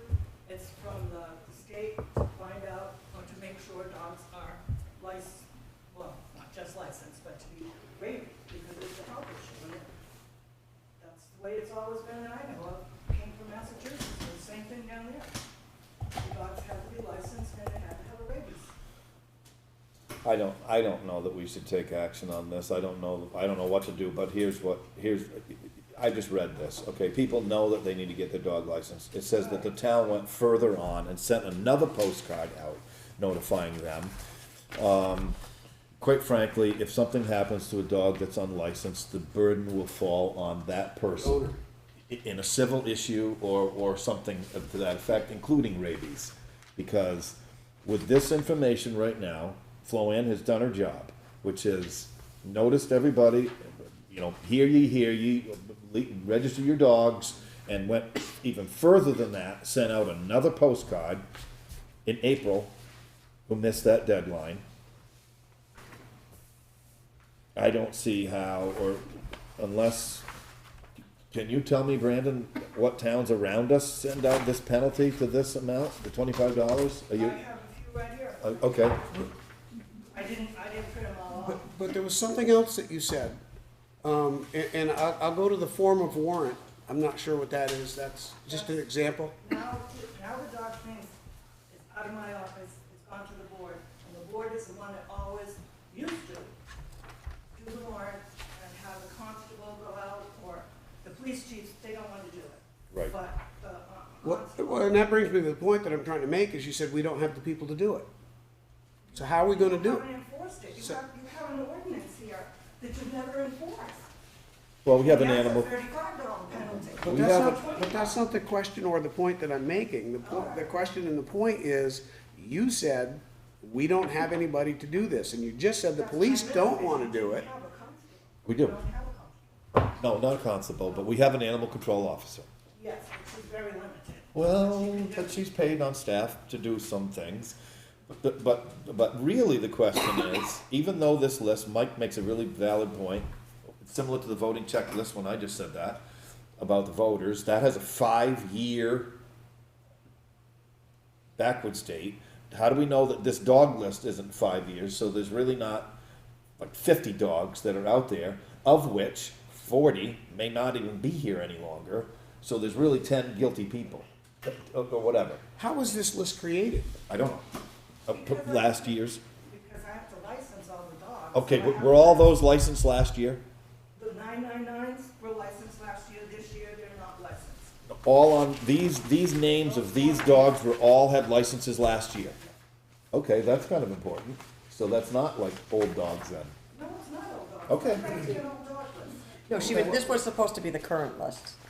Okay, that is kind of important if they were all licensed last year. And they're not licensed now. Any of these dogs on this list are not, One came in at 4:30 this afternoon, was, Husky Girl.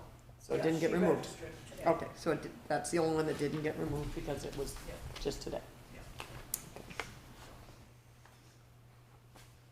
How many incidents have there been involving registered dogs? So from a town health officer stance, I'm the town health officer, Yes, and I I get, wouldn't know that if I don't get notified. yeah, I get maybe a dozen dog bites per year. And the first thing I do when I get a dog bite report is I go to Flo Ann and I ask her if the dog if it's licensed and has rabies. And if she can't provide that information to me, it causes inefficiencies throughout the process because we have to track down the dog and A lot of work we have for to you. actually physically, what was that? A lot of work for you. Yeah, it's a lot of work for me. well, you have to assume that they're not, right? That they're not up to date on shots and they're not registered. You do. You have to And then I'm in contact with the hospital at that point. And we're in contact back and forth to provide that information. So just quickly, like, why is it important to get your dog licensed? I mean, I know microchips are a new age thing, but they're not mandatory to have. So some dogs have them, some dogs don't.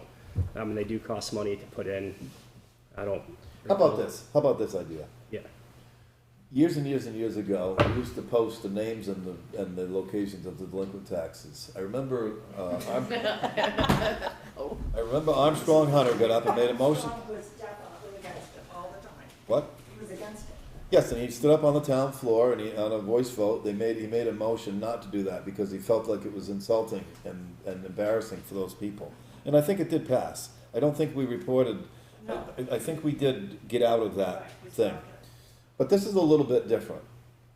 What if we put on the town's website that this is the record that we have of last year's registered dogs and their owners, and that this is your one last chance to, because of a health issue, because the obligation is to be registered, and on, let's say, let's pick a date, let's give everybody 30 more days or something like that to get in here and register their dogs, or to notify the town the status of their dogs last year, Yep. so that if they moved, or if they passed away, or they gave them to their grandmother, or whatever, and they're no longer in town, then you have that. Then the penalty would be implemented. Put it up on the town website. Say, listen, and then sign it as a, I don't know, I'll be happy to sign that, or whatever, or the health officer as well. Okay.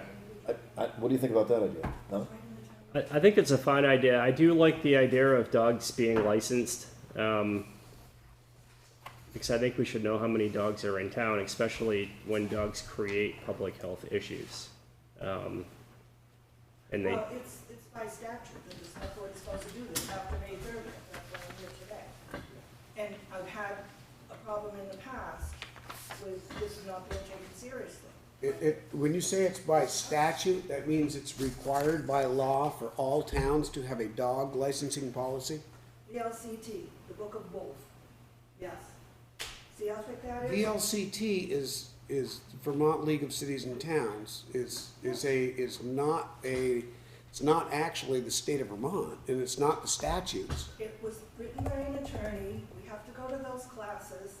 It is mandatory in the state of Vermont that a dog gets registered and has a count of rabies. I don't know What statute is that? 20 VSA 3581, Or 87? There's several of them. something like that, yeah. 20 VSA what? I'm gonna give you It's right here on this 3587. Yeah, and it's right in yeah, there. 20 VSA 3581. Well, on this document, you've listed 37. Those 80. I do eventually, and it doesn't, yeah. A person who is the owner of a dog or wolf hybrid more than 6 months old shall annually, on or before April 1st, cause it to be registered, numbered, described, and licensed on a form approved by the secretary for 1 year from that day in the office of the clerk of the municipality in which a dog or wolf hybrid is kept. I think the only relevant thing to this discussion is the fact that Floanne acknowledged that this list were the registered dogs last year. So they're not, this isn't a list that could potentially have 5-year-old names on them or some kind of an event like that, like a multi. There could be some dogs that have died that There we could didn't be. notify, or Yes, whatever, yes, yes. Mike, Yes, I just Googled it. I'm being sarcastic. And it says, at 6 months of age, Yeah. legally in Vermont, you must register your dog. Just, In the town that it's in? Yes. In the town. Yes. But we also reciprocate, if somebody moves Within 30 Vermont days. to another town, I don't charge them for a license, I just give them one of our licenses and a tag in case the dog gets lost. If they're visiting, some people do come and tell us they're gonna be here for a length of time, and what they should do, and then we give them a license for that time being. And you collect their rabies. yeah, it says, We have to keep the rabies Copy, down. yep. it says current rabies certificate and payment are required by, on April 1st. That's just And that's per what my state law interest says. is. When somebody gets bitten by a dog, that's what I go to Floanne and ask for. Very health issue. And she generally has the copy, and I can say, yep, I see the copy, the dog has had its rabies, and then we move forward from there. Well, I don't see how the penalty is going to make it hurt that bad and make you finish your job. For $25, people just let it ride, they'll just say, I don't care. well, and if they don't, then what? What then what? Yeah, exactly. Well, I like your idea of putting it out there for people to see. I think Tom Marsh in Windsor does this. I don't know if he does it with tax people, but I know we talked briefly about one day when he was passing through the office. When I said to him, I'd like to put out a list of dogs that are unregistered, he goes, yeah. Now, I don't know if he said that they did it or they were thinking of doing it. But I know towns that do it. What's the board want to do? What's the recommendation from you, Brandon? I think we start with the Facebook post. Well, the town website. Yeah, You need to be official, on the town website. And not social media. I do agree that $40, it doesn't hurt enough for somebody. I mean, I think at the end of the day, we want people to, so that we can collect their rabies certificate, at least from my $25's the standpoint. penalty, you'd still have to come in and pay the registration fee on top of that, so yeah, 40's pretty close. Yeah. How many are totally on the list? I think there's 159 here, Okay. and I got It 300. may consider up to a $500 fine. Yeah, I don't wanna do that. I Go know. in. State law, $500. The VSA through You already have that 3550. authority, though, through state statute. Yeah, Is that's that what correct, it or does says. the select board need to? No. Now it goes to the board. I see, okay, and then they have to set a penalty for 1 year? Well, yes, but also, like I said, they have an ordinance where the first penalty is $35, but that hasn't been upheld apparently since, Well, if we have the policy, it's already been adopted by the select board, why hasn't it been upheld, and who's responsible for upholding it? the select board. Well, this is the first time since I've been on the board that I've seen one of these. Well, that's what I'm saying. A former town manager told me that this was Oh. no longer needed, and that's not Okay. right. Has there been this many unregistered dogs before? Has it been, oh yeah, There's been 150 floating around that aren't done? I'm sure. I mean, if we had pretty near, we knew we had 600, because we used tags, we used, what, 700 tags? Uh-huh. That's another thing, the expense of me ordering tags and paper and licenses. No, they don't but get that's not the registered. question. Do you know, is this the first year we've had 150 unregistered dogs? So nobody's just ever done anything about it? She's trying. Oh, Every June, I've given, with the exception of, okay. when Different, Randy got different here, answer. they get a list of unregistered dogs. That's it. This is It's part of supposed her to come to budget? the What board, day is the it today? town June manager. 5th? No, we could ask the animal control officer to do site visits on these. No, we don't want to do that. She's probably not gonna like it.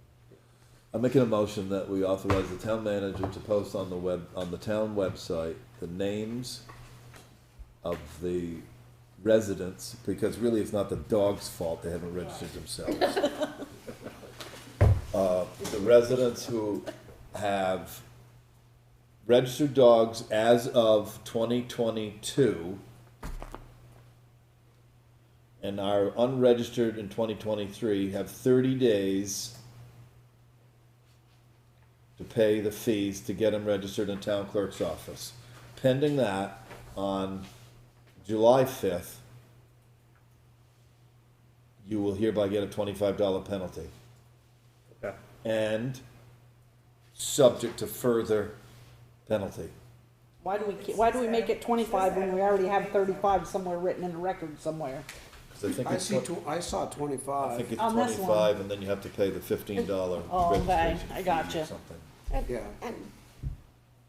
$12 for neutered and spayed, 18 for unneutered and unspayed, Yeah, but in that- addition to the $25 Yeah. penalty. That's right, I'm just talking about the penalty, I'm not talking about the Right. fees to register. Right, right. And Mike, just to add to kind of what she Sure. said, is that there could be something, because, there may be dogs that have recently passed. Passed or moved. Also just something there to notify the town. Yes. Within 30 days.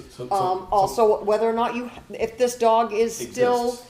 Yes, exists to be on the exactly. register. And Brandon could write that in a paragraph prior to the notice. Correct. And you could reference the law and whatever our ability is to do it, and the reasons why, as the health officer. Well, I think that would be helpful. I got another whole question to start way back at the beginning on this. I mean, it's gonna sound really stupid coming from a board member that has to write budgets, but, why do we charge people for this? Why do we charge To cover the cost of the tags? in the time? I don't actually know why they charge, I don't know. But she did say there is expense in ordering the tags. But do we send money to the state for this too, though? Definitely. Yeah, I thought so. Some of it goes to $5 the of state. license goes to the state for the spay neuter program and the rabies program. We instituted $1 on every license back in 1995 for the rabies program. Okay, well, I'm just trying to understand, because, one of the thoughts I'm having right now is, everybody's having a really tough time. We're not in a really, wonderful economic world right now. And the cost of everything is up. And here you come with this and start kicking people while they're down. That's the way I see it. Even though it's their responsibility, it's still what, I think this is giving them a chance, though. I don't think they're kicking them when they're down, because they got noticed twice. They were well, sent out, at the cost of the town, Floanne had to take out the bulk postage rate and a postcard. That cost money out of the town clerk's office to notify the other 150 people that they didn't come in. That is correct. well, that's why I'm asking the question. I want to hear the answers to those things. And also Brandon. Yeah, and Once staff, once the dog bites. He said 12 of them are biting, and he's gotta go figure out where they got. Well, okay, then people understand if we don't charge for this, then all taxpayers start to pay for this, right? Is there a second to my motion? It's state law that we charge. Yes. But some towns charge $10 for the flat for the license. We don't do that. We don't charge the $10. Dave, can you restate the motion? It was Well, you're to gonna add to authorize the town manager to Kelly? post, to post on the town website officially this, that the names of the residents who own the dogs and the dog's name of record that Floanne has on this sheet, so they're outstandingly unregistered dogs, be posted on there and identified so that and they have been, and Brandon, I'm asking that you put a paragraph in there for the reason why, statute and everything, and the town has tried to contact you twice. You'd have to write the dates in, because this letter says twice, about relicensing your dog for health reasons and by state law. And we are hereby giving you 30 days to contact the town office to do so. After not hearing anything again, or however you want to word that, there'll be a $25 penalty in addition to recovering relicensing fees. Is there a second to the motion? I'll second. Motion's been made and second. Further discussion? Is that a good place to start for you, Brady? I think it's a very good place to be. Flo Ann, you okay? Yes. Is that a good place to start Yes. for now? But I also have to tell you, when Kathy Anderson, or Kathy, what's her last name? Sullivan. Sullivan.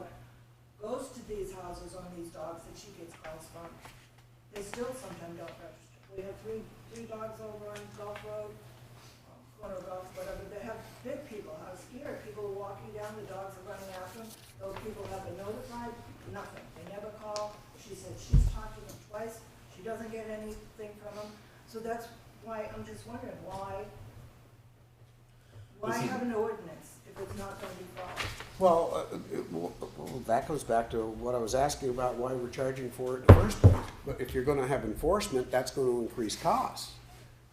You know, so that becomes another. Oh, I'd like to put another sentence in there. Owners are hereby notified that failure to comply with this order may lead to more further penalty. Yep.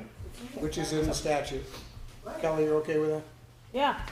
I just wanted to make sure you got everything, because I know Wendy wanted to add something.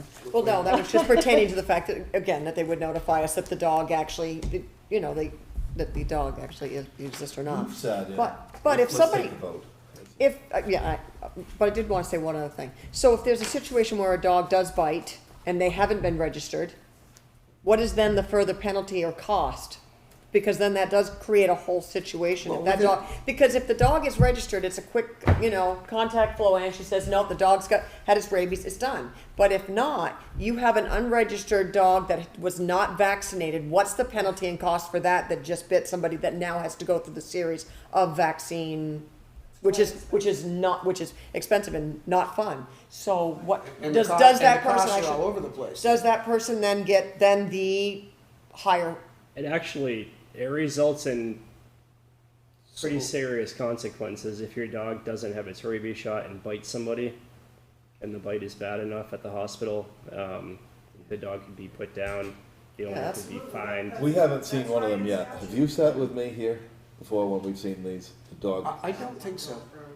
I've sat in on 2 of them, and they can be very horrific. Yes. I sat on one when Tim Kehoe got bit, and he was a jogger. Sidebar, please stop. Flo Ann, please stop. There was a dog bite, so that's why we really need to, put up on the top of this. This is very serious, because. Perfect time for a PSA. Well, but I've sat in on 2 of them. One was a dog on dog, and one really, like a Rottweiler or something, tore apart a lab, and the owners came to us, and we had to figure out where the dog was, and of course everybody says, is he friendly and he licks people and everything, but they had pictures on this thing, and it was very gruesome. And the other one was a bite where a jogger, so some of these things can escalate, and bit the back of his leg hard and had to go to the hospital and everything. Same thing happened, unlicensed, shot dog, and we found that out. The police have to get involved, and the dog got moved out of state, figuring out that solved the issue, and it wasn't because they had a prior incident. Well, that starts to touch on another subject, which there's also a leash law in town. We don't Yes. have a leash law, we have a restraining law, it's not a leash law. Okay, so No, what is but that? the animals have to stay on your property. You have to restrain them on your property, Correct. they're under your control at all times. Yeah. Correct. But it's not an actual But- leash. Okay, Right. Well, no, Okay. Nicole just said that these dogs will go for an attack her too, in her own yard. My right? dogs, Your attack my dogs. dogs. See, this is, Really? if we can't control them, then this. Done now. okay, so we have a motion on the floor. Any further discussion? All those in favor of the motion signify by saying aye. Aye. Aye. Motion carries, it's unanimous. Thank you, Flo Ann. Thank you. And keep us up to date on how this pans out. We probably ought to be looking at it. Flo Ann, I'm talking to you. I'm sorry. Well, the attention of the board is over here at the chair, not the table over there in the corner. Well, I pay attention to what I'm sorry, but that's a sidebar, and let's behave. I was trying to say, please update us on this over the next couple months. Keep us up to date on what happens with this. Thank you Thank you. for considering us.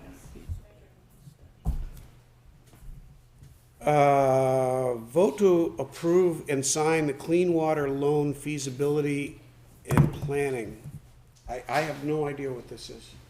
All right, so last summer, the select board voted to approve the state revolving loan application to the Vermont Department of Environmental Conservation to complete a wastewater feasibility study in the villages of Perkinsville and Ascutney. Available funding for water and wastewater project is granted in the form of forgivable loans called subsidies. So when we submitted the application last year, the project was contingent on receiving an approval on the subsidy prior to signing the loan agreement. In other words, we wanted to make sure the loan will be forgiven before we sign the loan documents. So within this memorandum is the approval on the subsidy, and that approval is for $92,225. So we did make sure that happened, and if you go to the second page, you'll see the $92,225 signed by Tom Brown at the Vermont Agency of Natural Resources. So this is gonna be a forgivable loan? Yep, Okay. So the net effect of the town is 0? correct. Okay, good. There's no, Making a motion to approve the wastewater study for 92,225. Do I hear a second? A second.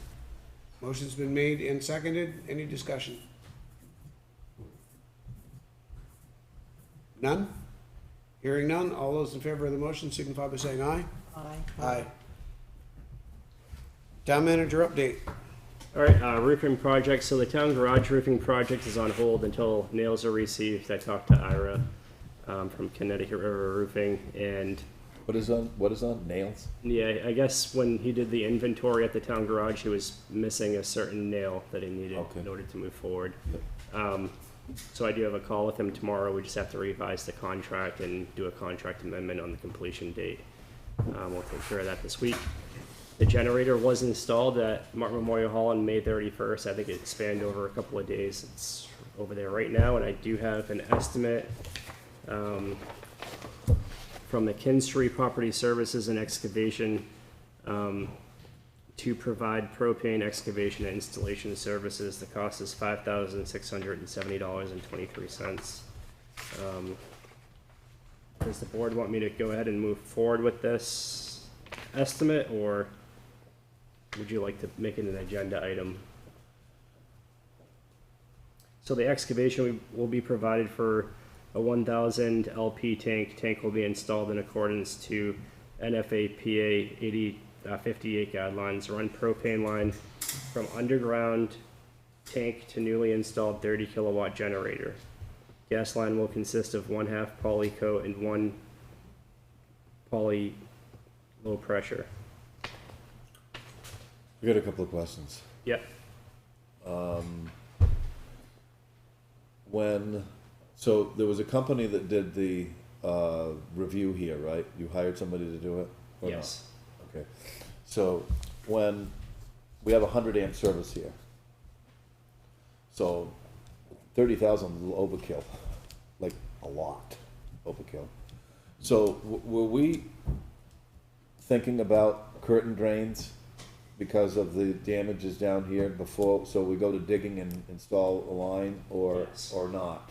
Yes, we are, and that's, So the generator's already positioned here on a cement pad, it is. so is that, maybe I'm asking the chair, is that something that we're gonna take up anytime soon, or are we just kinda looking the other way on the curtain drains? That's part of the ARPA discussion. And So, it's part of my report down here too. but the question just came up about excavating, putting in gas lines to hitch up the generator. So, do we wanna postpone the installation, or?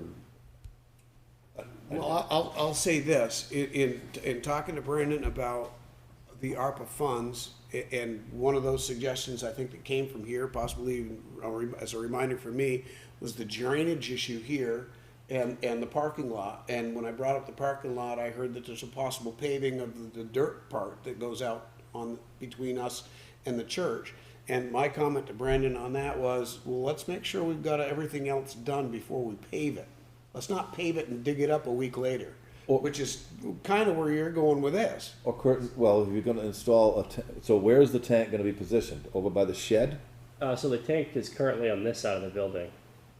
For the gas tank? Yep. There's already one in? Yeah, there's already one over there from AmeriGas Buried or above ground? above ground.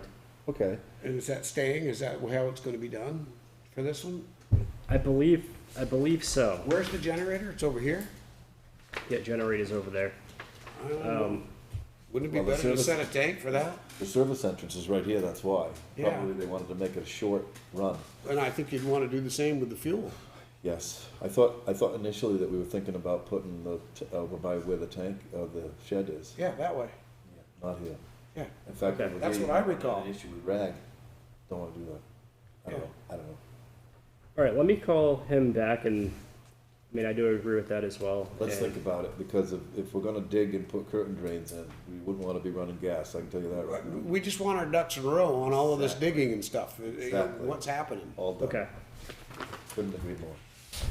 All right. ARPA update, just a reminder, we're having another ARPA working group meeting at the 1879 Schoolhouse on Thursday, June 8th at 6:30 p.m. We'll be presenting all of the town's public input on June 19th to the select board. So at the next meeting, we'll have the accumulated public input. Request for bids, FY24 paving, which is Sunset Boulevard, Cherry Lane, and Thrasher Road. Bids are due on June 22nd and will go before the select board on July 3rd. Covered bridge repairs will go out tomorrow for bid, and those will be back to the board on July 3rd. Which one is that, the insurance claim? Yep. Okay. And I've asked Brendan, I don't know if you did or had a chance to contact the insurance company about what they typically call, what the heck did they call it? It's like when I have a repair on a motorcycle or something like that that's coming under it. I can't tell him definitively exactly what's busted inside of something. And that, I remember that I think they call it discussion. a supplement. Yes, I remember that discussion, because they gave us a check for the estimate of like $32,000 repair, but we don't know that's gonna be it. That's correct. And We're not gonna sign off on it.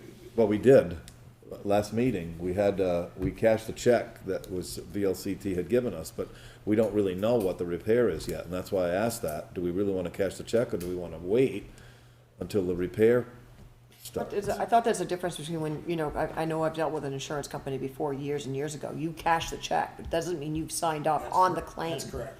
You have to actually sign something stating the claim, even if you, I do know there could be a concern if they stated, if you sign this check, that is also you signing up, but usually you have to sign something at the end of the claim. When you start removing things and you find other things that are broken, and it depends on Right. what the severity of that is, what it's gonna cost. It could change. But they drastically. did send us a check, Yeah. meaning that somebody did in anticipation of cost. Yes, Somebody did Yep. and went over there, which is, and that's And that common. person will be bidding on the project in that amount, okay? so, It was a contractor? yes. Oh, I see. Okay, yeah, that was something that was given to us and passed on to the insurance company, but That's how again, we, that's how we gotta have a place to start. Did you ever get a hold of the insurance company and ask them about the supplement? I did not yet. Okay. I will. It's VLCT. Yep. Yeah, you just ask them how, yeah. Because it's just a matter if the cost overruns that. That was just a preliminary estimate. You don't know. It may end up being more. And we want to make sure that's covered. And if not, we at least want to know that they're going to go after the And even though that happened, it doesn't, like Wendy just said, it doesn't mean that when they take apart a beam that because that was the question that when that happened. Right. What if there was another crack? yes. I know what it costs to redo that bridge. It was $1 million. Because That's a lot of money. Jim Jeffords got the grant to redo that whole cover bridge. It's a shame. Right Construction did it out of Mount Holly. Yep. Yep.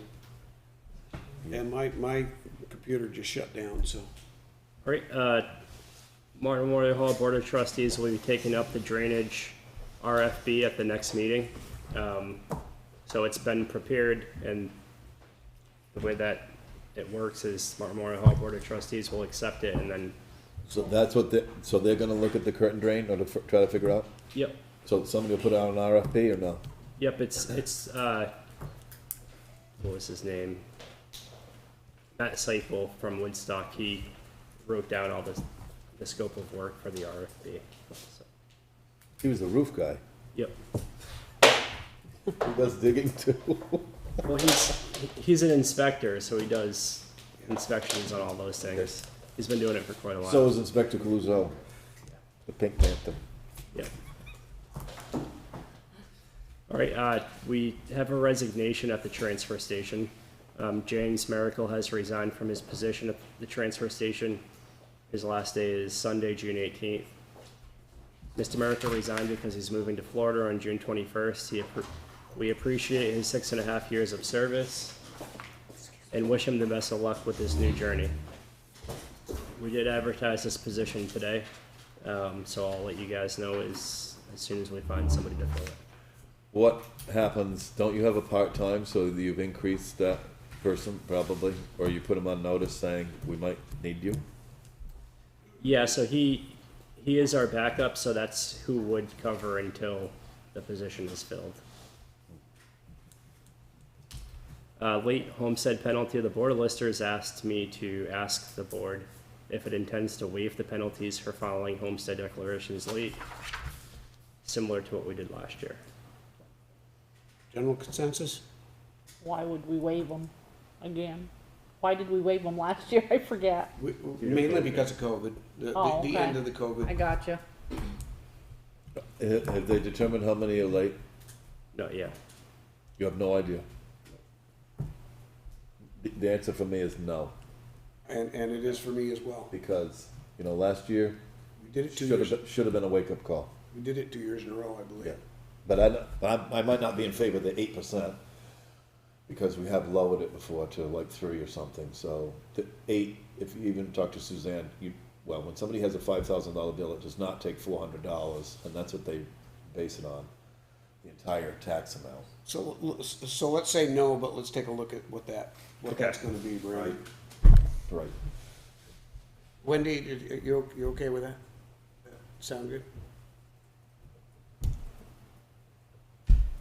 Yeah? Yes. All right. He can't hear your head. I'm sorry, I apologize. The marbles aren't moving around. I know. I just wanna make sure that. Oh, that's okay, I'm sorry, I was in two different places. I know, that's why I kept asking. Yeah. So this is just a general notice. We are currently preparing for our audit. Our auditors have already been in here, and we've been working back and forth to get that done. We expect the audit to be completed for November for review of the board. Hick Nichols Grant Committee. The Hick Nichols Grant Committee is looking for another community member to participate. Meetings are held 4 to 6 times per year to review grant applications, vote, and review feedback from previously approved applications. The school board is charged with appointing members to this committee, and interested persons should contact Amy Beth Main at greenrootfarm@gmail.com. The last thing I have for tonight, well, I actually have 2 things now. We did receive a letter of resignation from Matthew Wallace-Savage from his position as lister. The letter of resignation has been passed out to each of you, and you have it. I did speak with Mr. Wallace-Savage today. He did confirm that he does wish to resign from his position.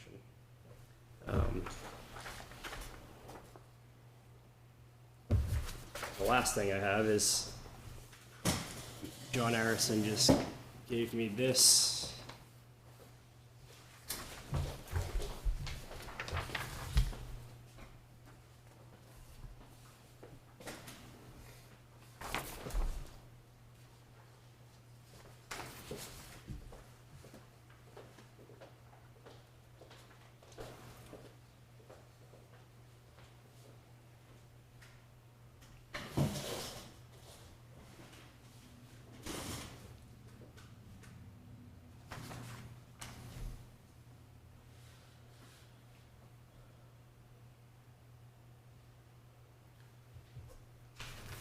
And, I, Well, me first.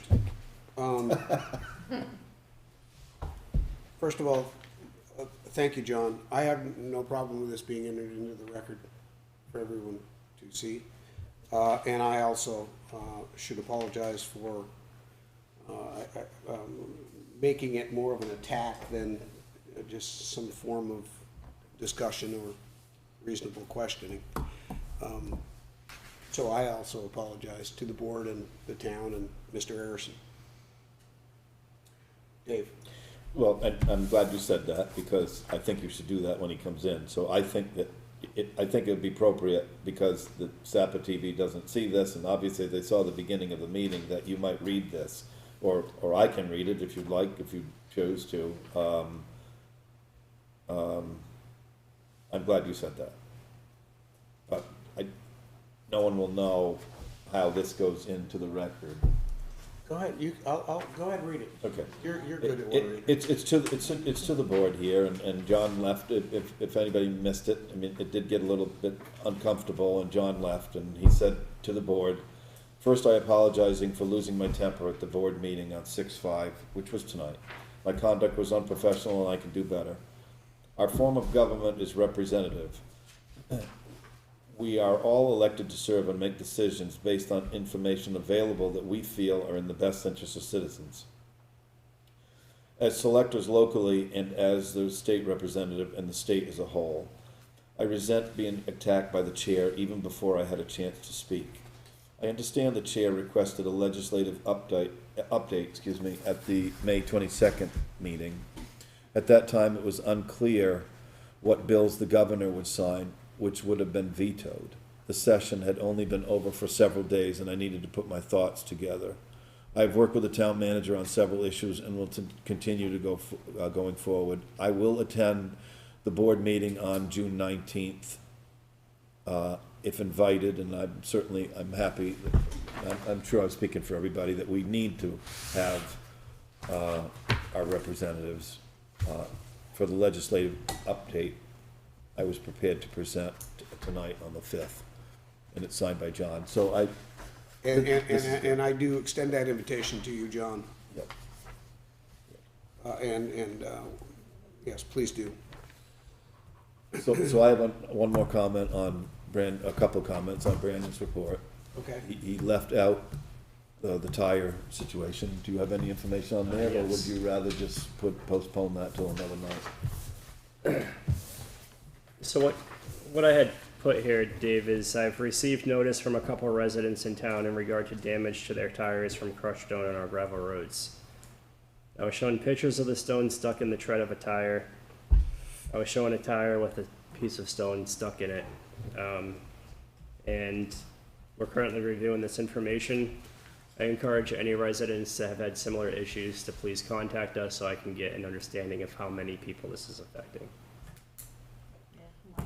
Had one, the guy who works with me at the school there, went over the other day with a truck full of bale hay, blew his tire out, he ended up having to get all 4 new tires. Yeah, and that's exactly what we're gonna, Brandon and I have talked a little bit about this. So, I mean, I've got a picture here. I forwarded the picture to. I got it. I showed it to Ray too, Yep. Dave, today. So, Mike has it on his phone, Brandon has it on his phone. There's what happens.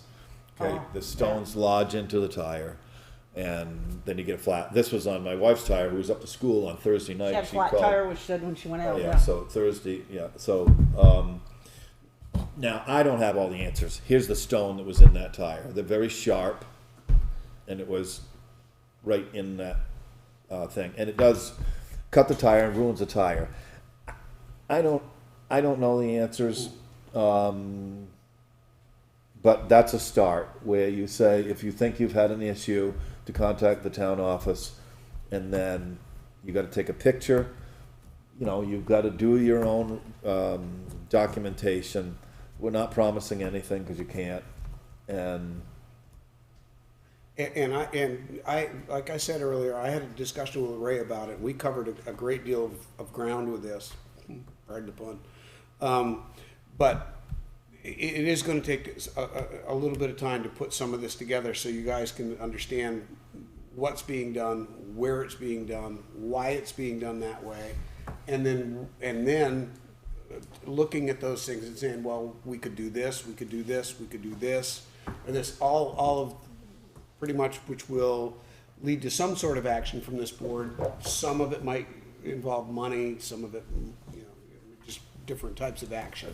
But we'll figure that out. There's a lot to talk about. Well, yeah, but there really isn't. If a product is being used that is creating harm, then I think the town has an obligation to identify what that is, no different than if That's exactly what I'm talking about. See, there's so many different products being used, Dave, that becomes part of the question. And then what are you gonna use to replace that, and where are you gonna get it? Those are the things. So that my we're question talking is, about. what is the product, where did it come from? I'm just curious, what is, Well, because I know that we get a lot from St. Pierre, but I just wondered what is the product that is actually coming from? Like, is it, There is the answer, and I'd rather not say that, so. There is a lot known, but there are no, other. I just wanna know, is this hard pack, is this, It's crushed ledge, basically. Crushed ledge, But okay. it's also mixed with some gravel, and there's reasons for that. No, I know that, because I know we had a lot of roads that we had a lot of issues with, so and there was a lot done recently, but I just wondered what the product was, so. And there's other product used at other times of the year because of availability. You know, some places are either open, not open, or Yeah, but this have just stuff or happened. don't have stuff, and you've gotta have it now. What am I gonna get?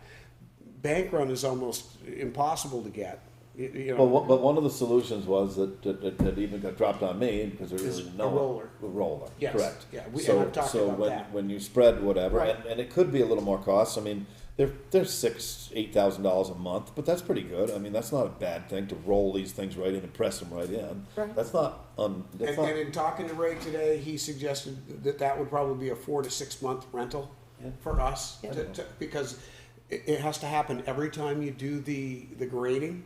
Yeah. So you're pretty much grading, you're here, you're there, and you're moving around town. It's not like you grade everything all in 1 week. It Right. doesn't work that way. So he has to, and then you have to do it more than once a year. So it's, you know, about the time you've made your rounds and finished up, it's time to start back at the beginning again, so you'd have the machine that whole time. It's like, So those, but that's what I'm talking about, where there's a lot of different things to consider and talk about and try to pull it together and then bring it before the board. Okay, I just That's wondered what- if this was if this could be, determined as a specific product from a specific place, and if we have to be more cautious, I didn't know. You know, Dave brought that stone, and we look at it and we might say, okay, this is from the highway mix or road mix that they're putting together. But I was in the parking lot with Ray at the Hoisington Field, where it's gravel, and I've got them out in the truck. I chose not to bring them in, but they're bigger than that and just as sharp. And it's out of it's out of gravel. It's not out of, Yeah, okay. you know, the smashed ledge, which is half of what this highway mix is. So it's hard to say. It just is. But there's an issue. If we're getting a lot of tires that are getting popped or cut, they we can't need be to look fixed. into it. So that's the problem. I mean, it's one thing to have a flat tire and have it, a tubeless tire and have it plugged. Yeah, It's another thing to say that it's a slice that you can't fix it. That's right. It's another thing. Yeah. Let's move on. Yes. I want to talk about Matt Wallace's letter. It's very upsetting to me. Yeah. Well, I asked Brendan to call him today and verify if, for sure he wanted to go through with this. Well, I think he did, but the letter is very disturbing to me.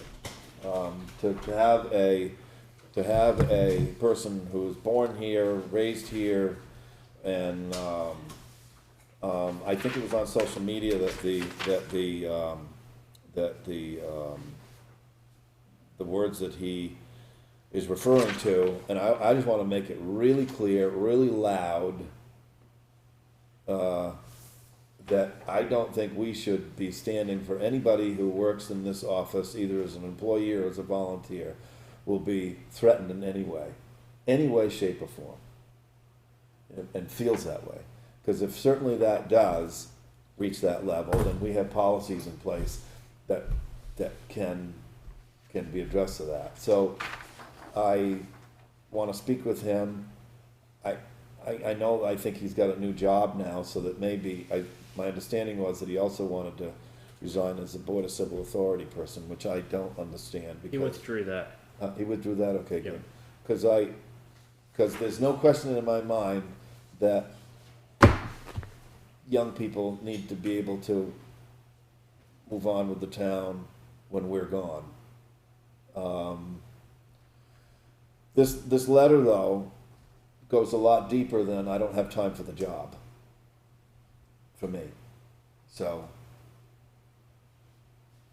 if he feels threatened, you know, by saying that somehow the reappraisal is going to bear some kind of stress on the listers, and, you know, doubling of people's properties and coming and being irate and everything, that's not gonna be allowed. I mean, I don't say that reappraisal, we haven't got there yet to discuss, but I don't think it's gonna be easy.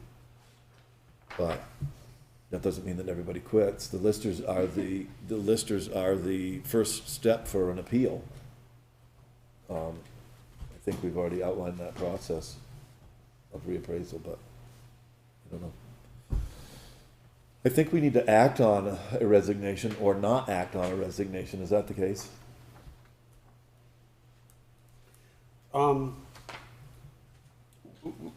We can act to accept or Or take no or action? not, I guess, or, yeah, you could take no action. I don't think it changes the position of the individual writing the letter, regardless of either one of those actions. It wouldn't for me. You know, if I told you I was resigning and you said, well, we're not, you know, we don't care, that's your problem. That's what I was writing. What's that? If I told you I was resigning and you said, you know, well. No, I'd say motion to accept. Oh, yeah. You're a knothead.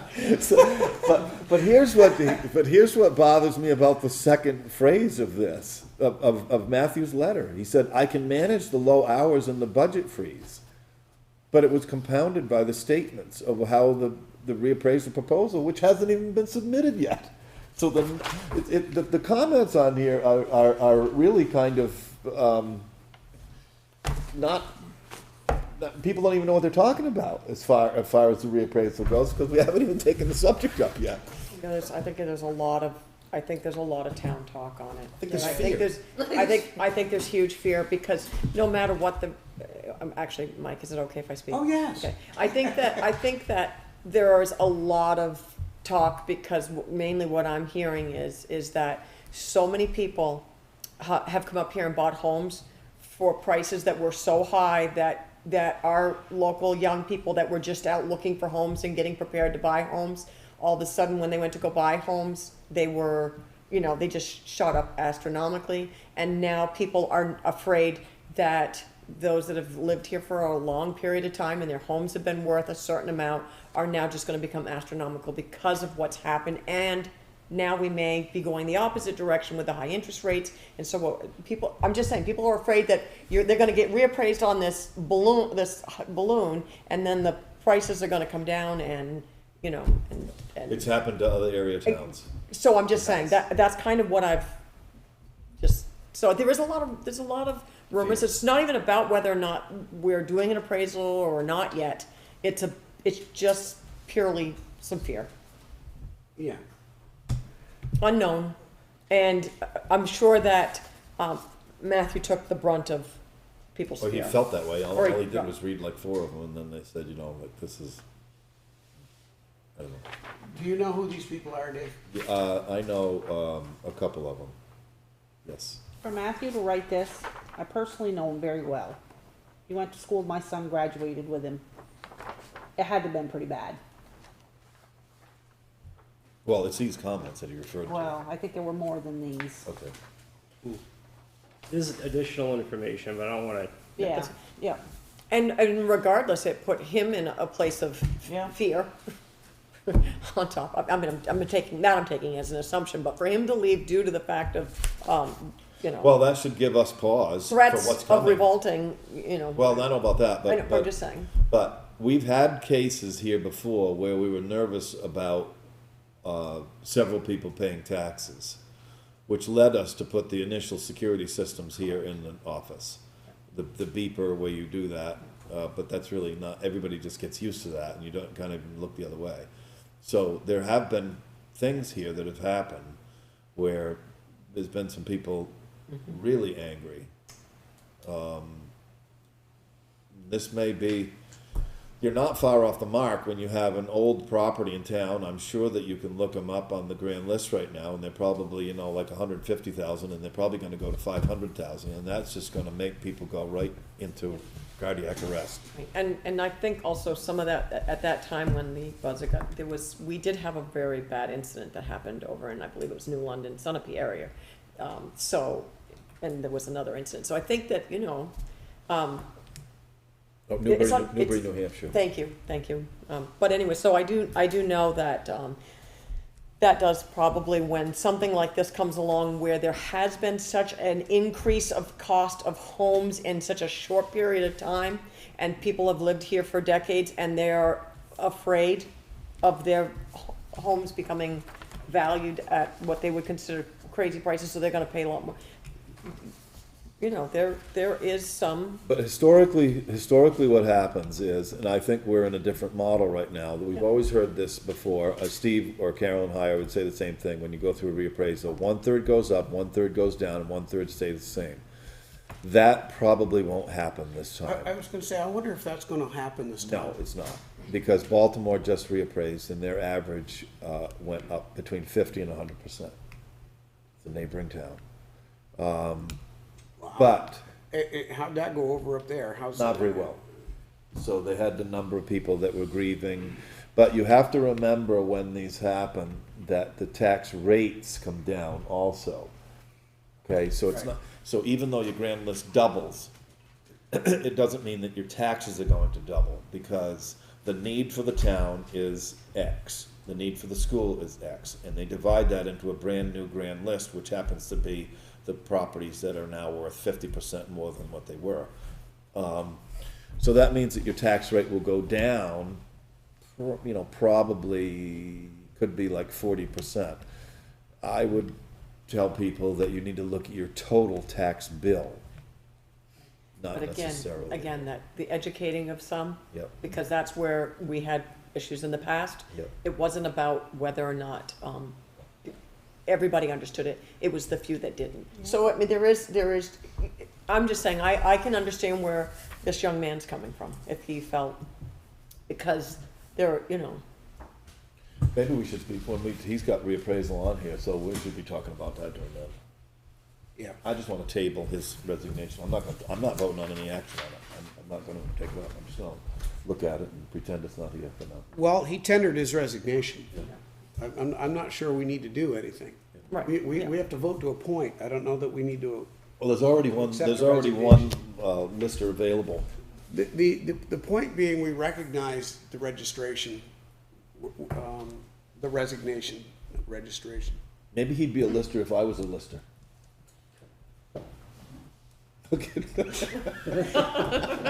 Brandon's face was priceless. Priceless. More, Dave? Well, let me just draw this picture out here. I wouldn't feel threatened. Okay? Oh, I know. Oh, I know. I get it. Okay.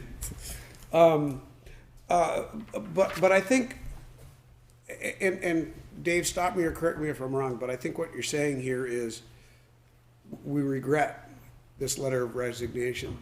We're not taking action on it, not because we don't honor it, but out of respect for Mr. Wallace-Evans, that he did volunteer to do this. And it's understandable when something happens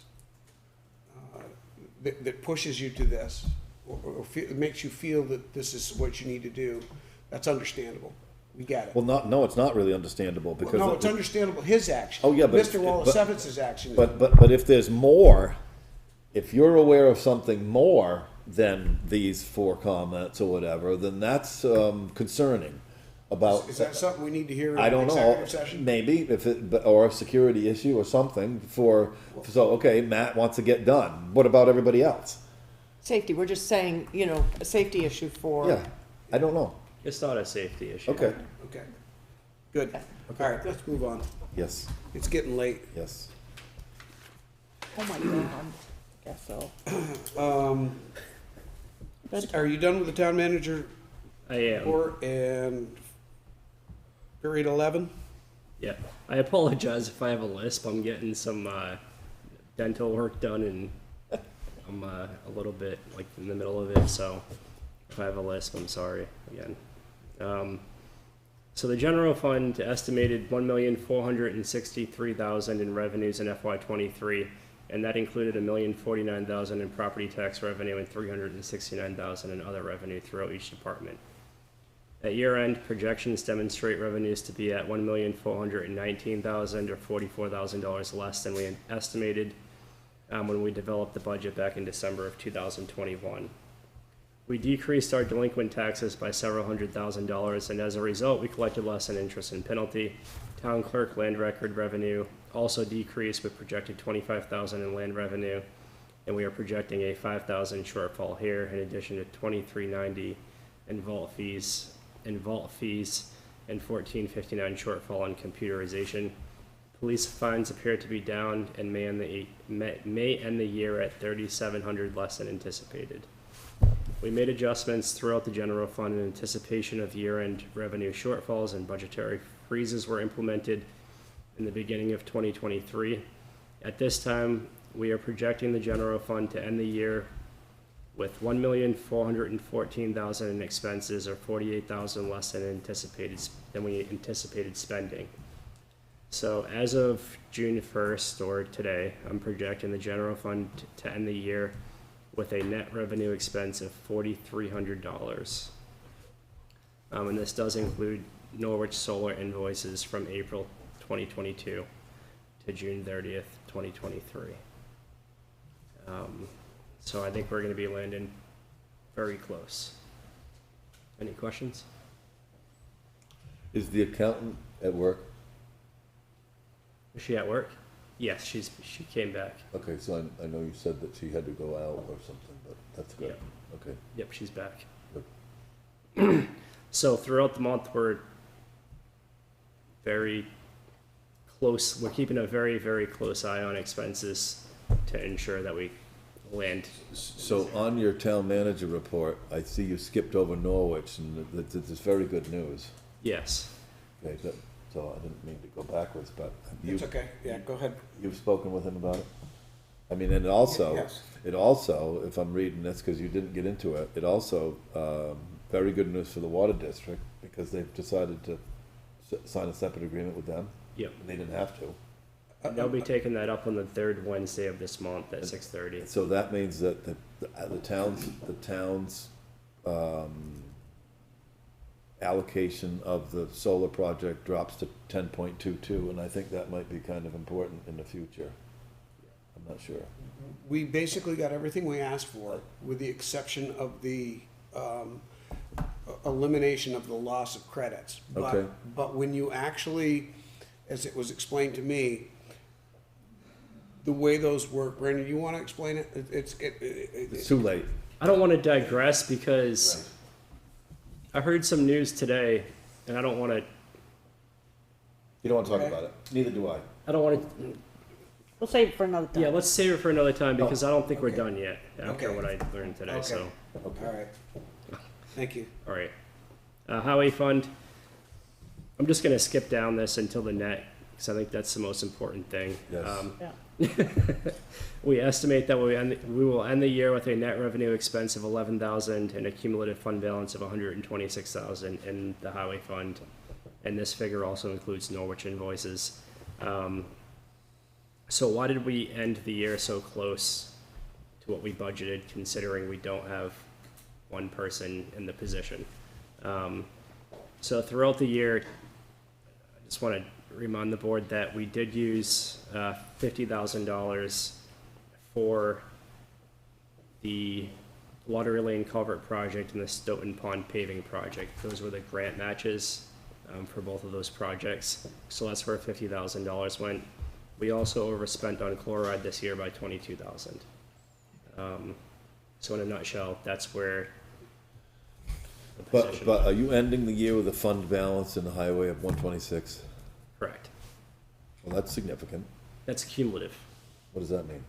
So that's prior year fund balances. We didn't transfer anything last year. Okay. Yep. So we should probably think about doing that, I guess. Yep. And in July, I'll have the exact numbers that we have for our cumulative fund balances. All right, solid waste fund. I'm gonna skip down to the bottom again here. We estimate that we'll end the year with a net revenue expense of negative $20,304. Back when we changed the punch ticket, we were estimating a negative $22,757. So that did decrease by $24.53. Not much. Not much, but a lot of people stocked up. It's only been implemented for 1 month that I can see. Well, they're jumping on the bags. Yeah.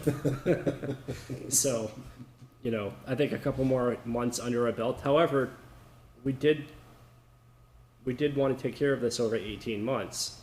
So if you take that amount, multiply it by 18, that may actually work out. So, Well, yeah, and you gotta factor in, like you said, the excess purchasing of the old tickets correct. ahead of time, and that, that's gonna evaporate here, and then that growth will start to tick up. Yep. So when you said at the very first thing on the general fund, when you think that the revenue expense is 4,300, what would the next line be? You estimate that the cumulative fund balance of the general fund will be X. So I can't give you an estimate on that until July because I need to look at our prepaid expenses. Oh. And prepaid expenses is like workers' comp and insurance benefits and various other things that we have to hold until the following year. The treasurer gives me that number. I thought you were gonna say until you accumulate the total of the May quarterly tax payment. Oh, no. You will have to get that number. All right. So that's all I have for the finance report. Any questions on that? That's a pretty good turnaround in 5 months from what we thought we might, be headed into.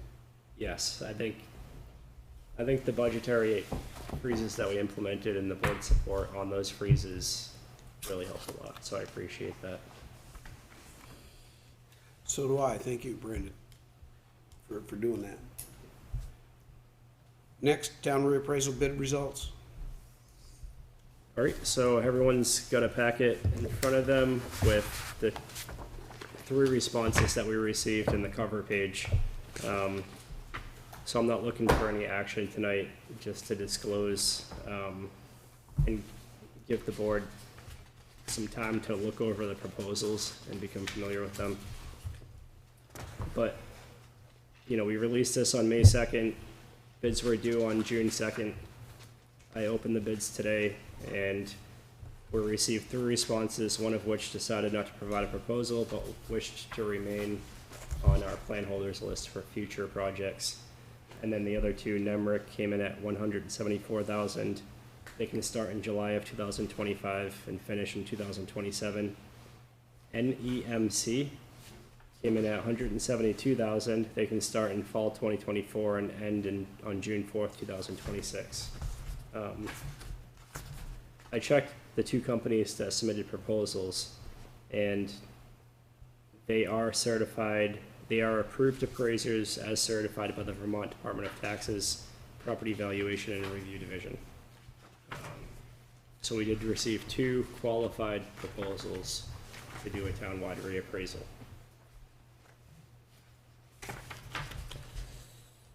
You take questions? Yeah, I just had one right out of the gate, Dave. I don't know if you're on this one already, but how soon do we have to do this? We put the RFPs out, we have to respond within a certain period, correct? Yes, no? I mean, if they're gonna schedule us to start according to what they have for schedule here, I mean, we can't wait 6 months, can we? I think we should take some time to go through the proposals and put it back on the agenda to discuss the I proposals. agree, but I was just trying to get could we wait a month, 2 months, 3 months? You see what I'm saying, Dave? Well, the first question is, have we been formally notified by the state that we're required to take a reappraisal? We have not. Okay, that's the first question, because I remember Paul saying, well, then how do we know that's not gonna go down? We don't know that, but we don't know that it will. Here's my question on, and what I'd like everybody to look at, on the two, proposals here, and I know that Brandon was thinking about putting together some kind of a system to do our own. Given the fact that this price came in the way it did, I doubt that's gonna happen. That's point number one, because I thought we assumed that it was gonna be more. Yeah. When you take, We thought it was gonna be probably close to twice what we have. when you take 1,650 parcels times $100 a piece, you got 165,000. They're saying they're gonna do 172,000. I find it incredible that somebody thinks they're gonna do an appraisal on everybody's property for $100 a piece. But you got two companies that came in within I know, but that's a little. few $1,000s. That's a little crazy, but,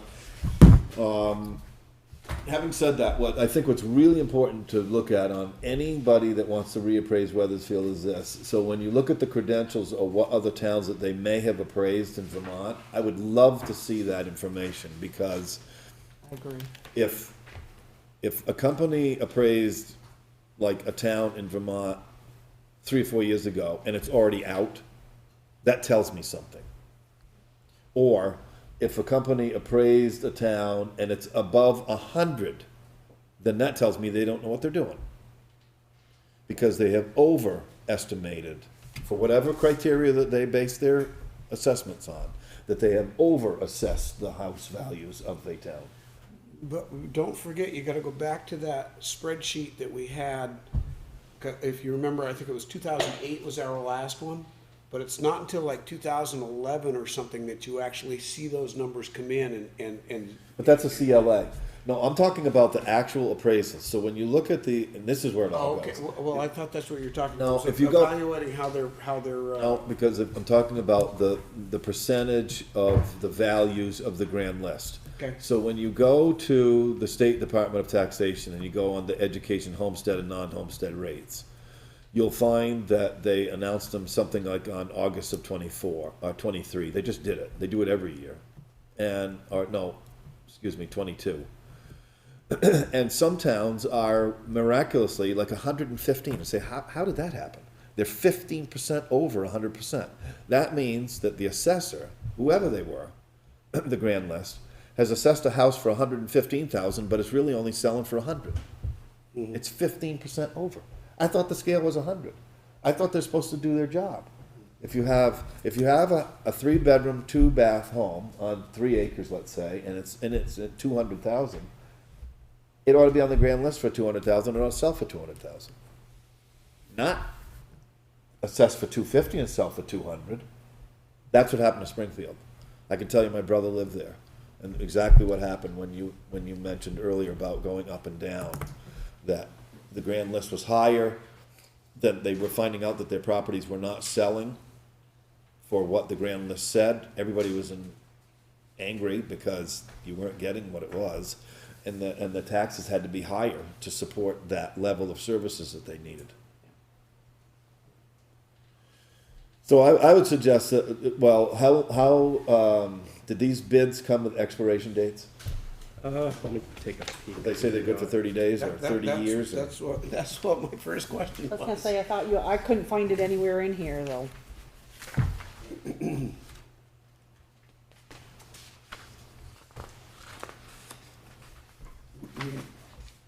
I'll look through this in the morning and I'll Yep. I'll let you guys know. Good I'll idea. follow up in the morning.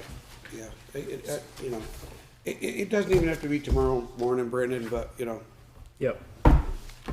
I don't know what else you got going on, but yeah, definitely get. It looks like Nimrick is doing a lot of them. If you look at the page 3, I mean, they did Cavendish. Just look at all the towns. I'd be very, very curious to see how they lined up. They did one in 2019 about how their costs stack up now. They did Brownsville in 24. That'd be kind of a good one to look up.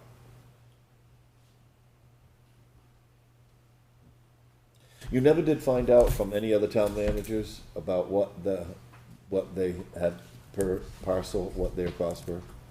I did not. I'll follow up on that too, sorry. But we got it now, because both of the bids are within $2,000 of each Yeah. other, so we know that they're at $110 a parcel here for Weathersfield. That seems, I don't understand that. I'm happy with that part. I don't know how they can do that. Okay, any more on this?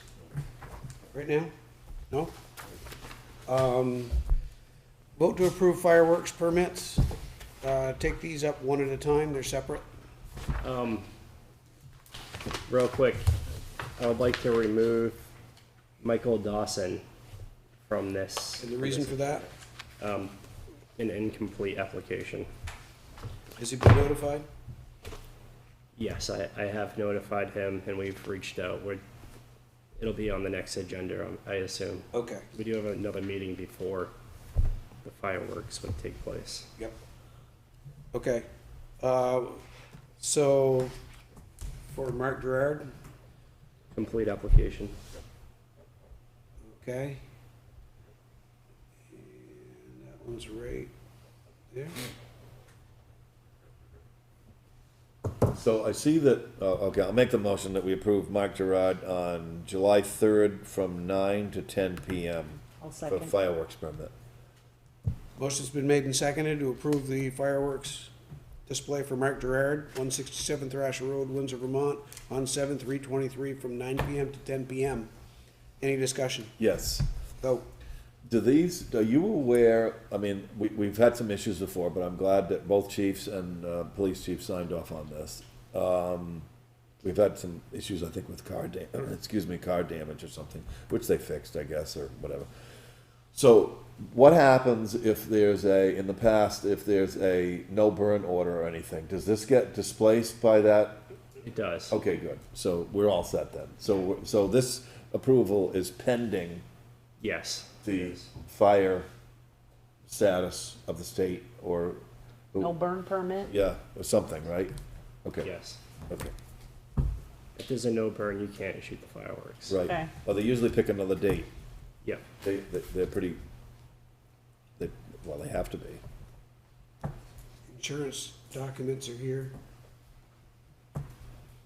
Okay, any further discussion? I'm done. Motion to approve fireworks display permit for Mark Gerard. All those in favor signify by saying aye. Aye. Aye. It's approved. Thank you. Motion to approve a large gathering permit for Ethan McNaughton. This is on Plains Road. This is up Dave's Road there. This is the annual, what do they do? Wait, Laura, it's the lace up for Laura. You have to run. Yep. Motion to approve the large gathering permit for Ethan McNaughton on June 24th. Do I hear a Second. Motion's been made and seconded. Any further discussion? Or any discussion? Hearing none. All those in favor of approving the large gathering permit for Ethan McNaughton signify by saying aye. Aye. Aye. I hope everybody goes because you get to run around the hayfield, the children. It's a blast to watch. I cut a strip around so they can all run. I don't see any appointments. Do I hear a motion to approve warrants? I'll make the motion to approve the warrants. I'll second it. The second comes after the reading. You gotta read it all. Okay, all right. I was falling You're asleep. messing up again. I know. She's falling asleep on I us. I actually don't blame was. her. You gotta be Paul. Okay, go ahead and read your warrants. Thank you. General fund, payroll, $22,943.28. Operating expenses, $80,622.72. Highway, payroll, $13,184.74. Operating expenses, $19,845.86. Solid waste, payroll, $2,628.93. Operating expenses, $16,828.10. Library payroll, $3,168.60. No operating expenses. Scutney Volunteer Fire Department tanker, must be the second payment, $29,111.30. Roof replacements, I don't know where this one was for, but it's $1,302.92. Tenney Memorial, $300. Grand totals payroll, $41,925.55. Operating expenses, $148,010.90. Do I hear a second? I will second it. Thank you. Any discussion on the warrants? Yes. Go. Page 4 of 7, Brandon. On the general fund, if you look at check number, almost all the way down the bottom, 226626, it's the same check for the same amount. Is that accurate? 2 checks of the same money? Yes, it was split up between 2 funds. So there was a training that occurred for 2 different departments that Sarah Macy provided services for. But they're identical amounts, the same check number? Yeah, so the total amount would be $1,062.50 times 2. And we just took that total amount and divided it by 2 because the amount of training was 50% for each. It's a split check. Well, the check is one, so the And check check could be should double two- that, right? Should be It'd 2,000 and something Or instead, actually yeah. more, because you look up above and there's 378 added to that number check too. Correct. I don't know, but when I write checks out, they usually, they're not that way. Well, we wanted to separate them in the accounts that they belonged within our books. Right, so the check was written Again, for it's- 21,000. Oh, it was written for the full 2,100. amount, just broke down into two, Like it's a three. split, right, Yeah. you enter it as a split so that you actually can see exactly where the money went. So it's one check number, but then you put it to the 2 different places that it actually The went to. ones below it are the same. Yeah. And no, I'm getting you the reason why, but I don't write checks that way. I'll write another check. I would write 3 checks. I'll take one. So it's all in one You're check. gonna get a check like this. She will receive one check, which is why it's all the same check number.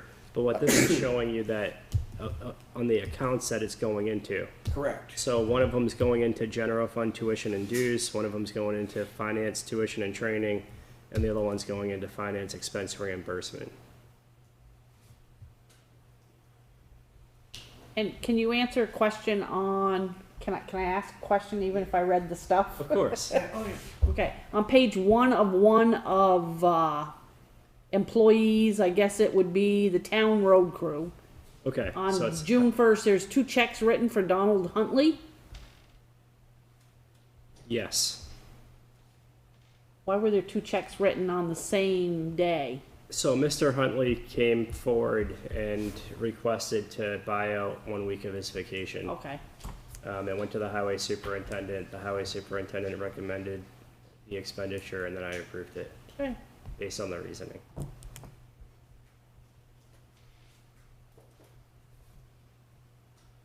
all I had. Any further questions on the warrants? Hearing none, all those in favor of approving the warrants signify by saying aye. Aye. Takes care of the warrants. Any other business that can be legally conducted while it's... I just want to mention something really quick. I know it's something that we brought up, or you guys had brought up when I first came on the board. Is there a reason why we don't have a better security system in this building? I thought we were thinking about doing something different at one time. We are our own militia. We all carry. Well, I'm Lock glad and you load. do. So anybody who wants to come in here and get shot up. I think we need to take that up when we get rounded up on the ARPA ARPA things. funds, okay. About what, it's fun to come in, listen to all the presentations about what we would wish for, and then we still need to get our arms around what will last for 20 years and what will serve, the most, the best thing. And I don't know what that is, but, Gun cabinet. okay. So that is in one of the Okay. a person. Well, one of the really good ideas that you had surfaced out of that meeting when you almost refused to answer when I tried to get the list, but then you had to, because I would have put the hammer down, was what Sven started, which was, when you think about it, the use for buildings has lowered on everybody's buildings because of technology. And when we put those records in the vault, being able to be, people can access them on their computers, maps and deeds and everything, that's pretty important. And you had that list come out of one of the other meetings that you had at the 1879. And that is, what he's saying is a reality too, because even where there are businesses and they're in buildings, their people they don't have the staff. Well, look at what Walmart and McDonald's are doing right now. They're all going to kiosks. They're getting sick of having to pay $20 an hour, and at some moment there's going to be a threshold of there's going to be some voice command taking your order or doing something for you AI. because you wanted 40 or 50 or $100 an hour. You're going to outprice yourself. It's happened all through agriculture. It's nothing new. Nothing. Move to adjourn. So moved. Oh, second. Oh, Aye. we are just, Mike, I don't even know if you called that one. The song is over. No, Kelly did. Did you shut us off? I slept right through it.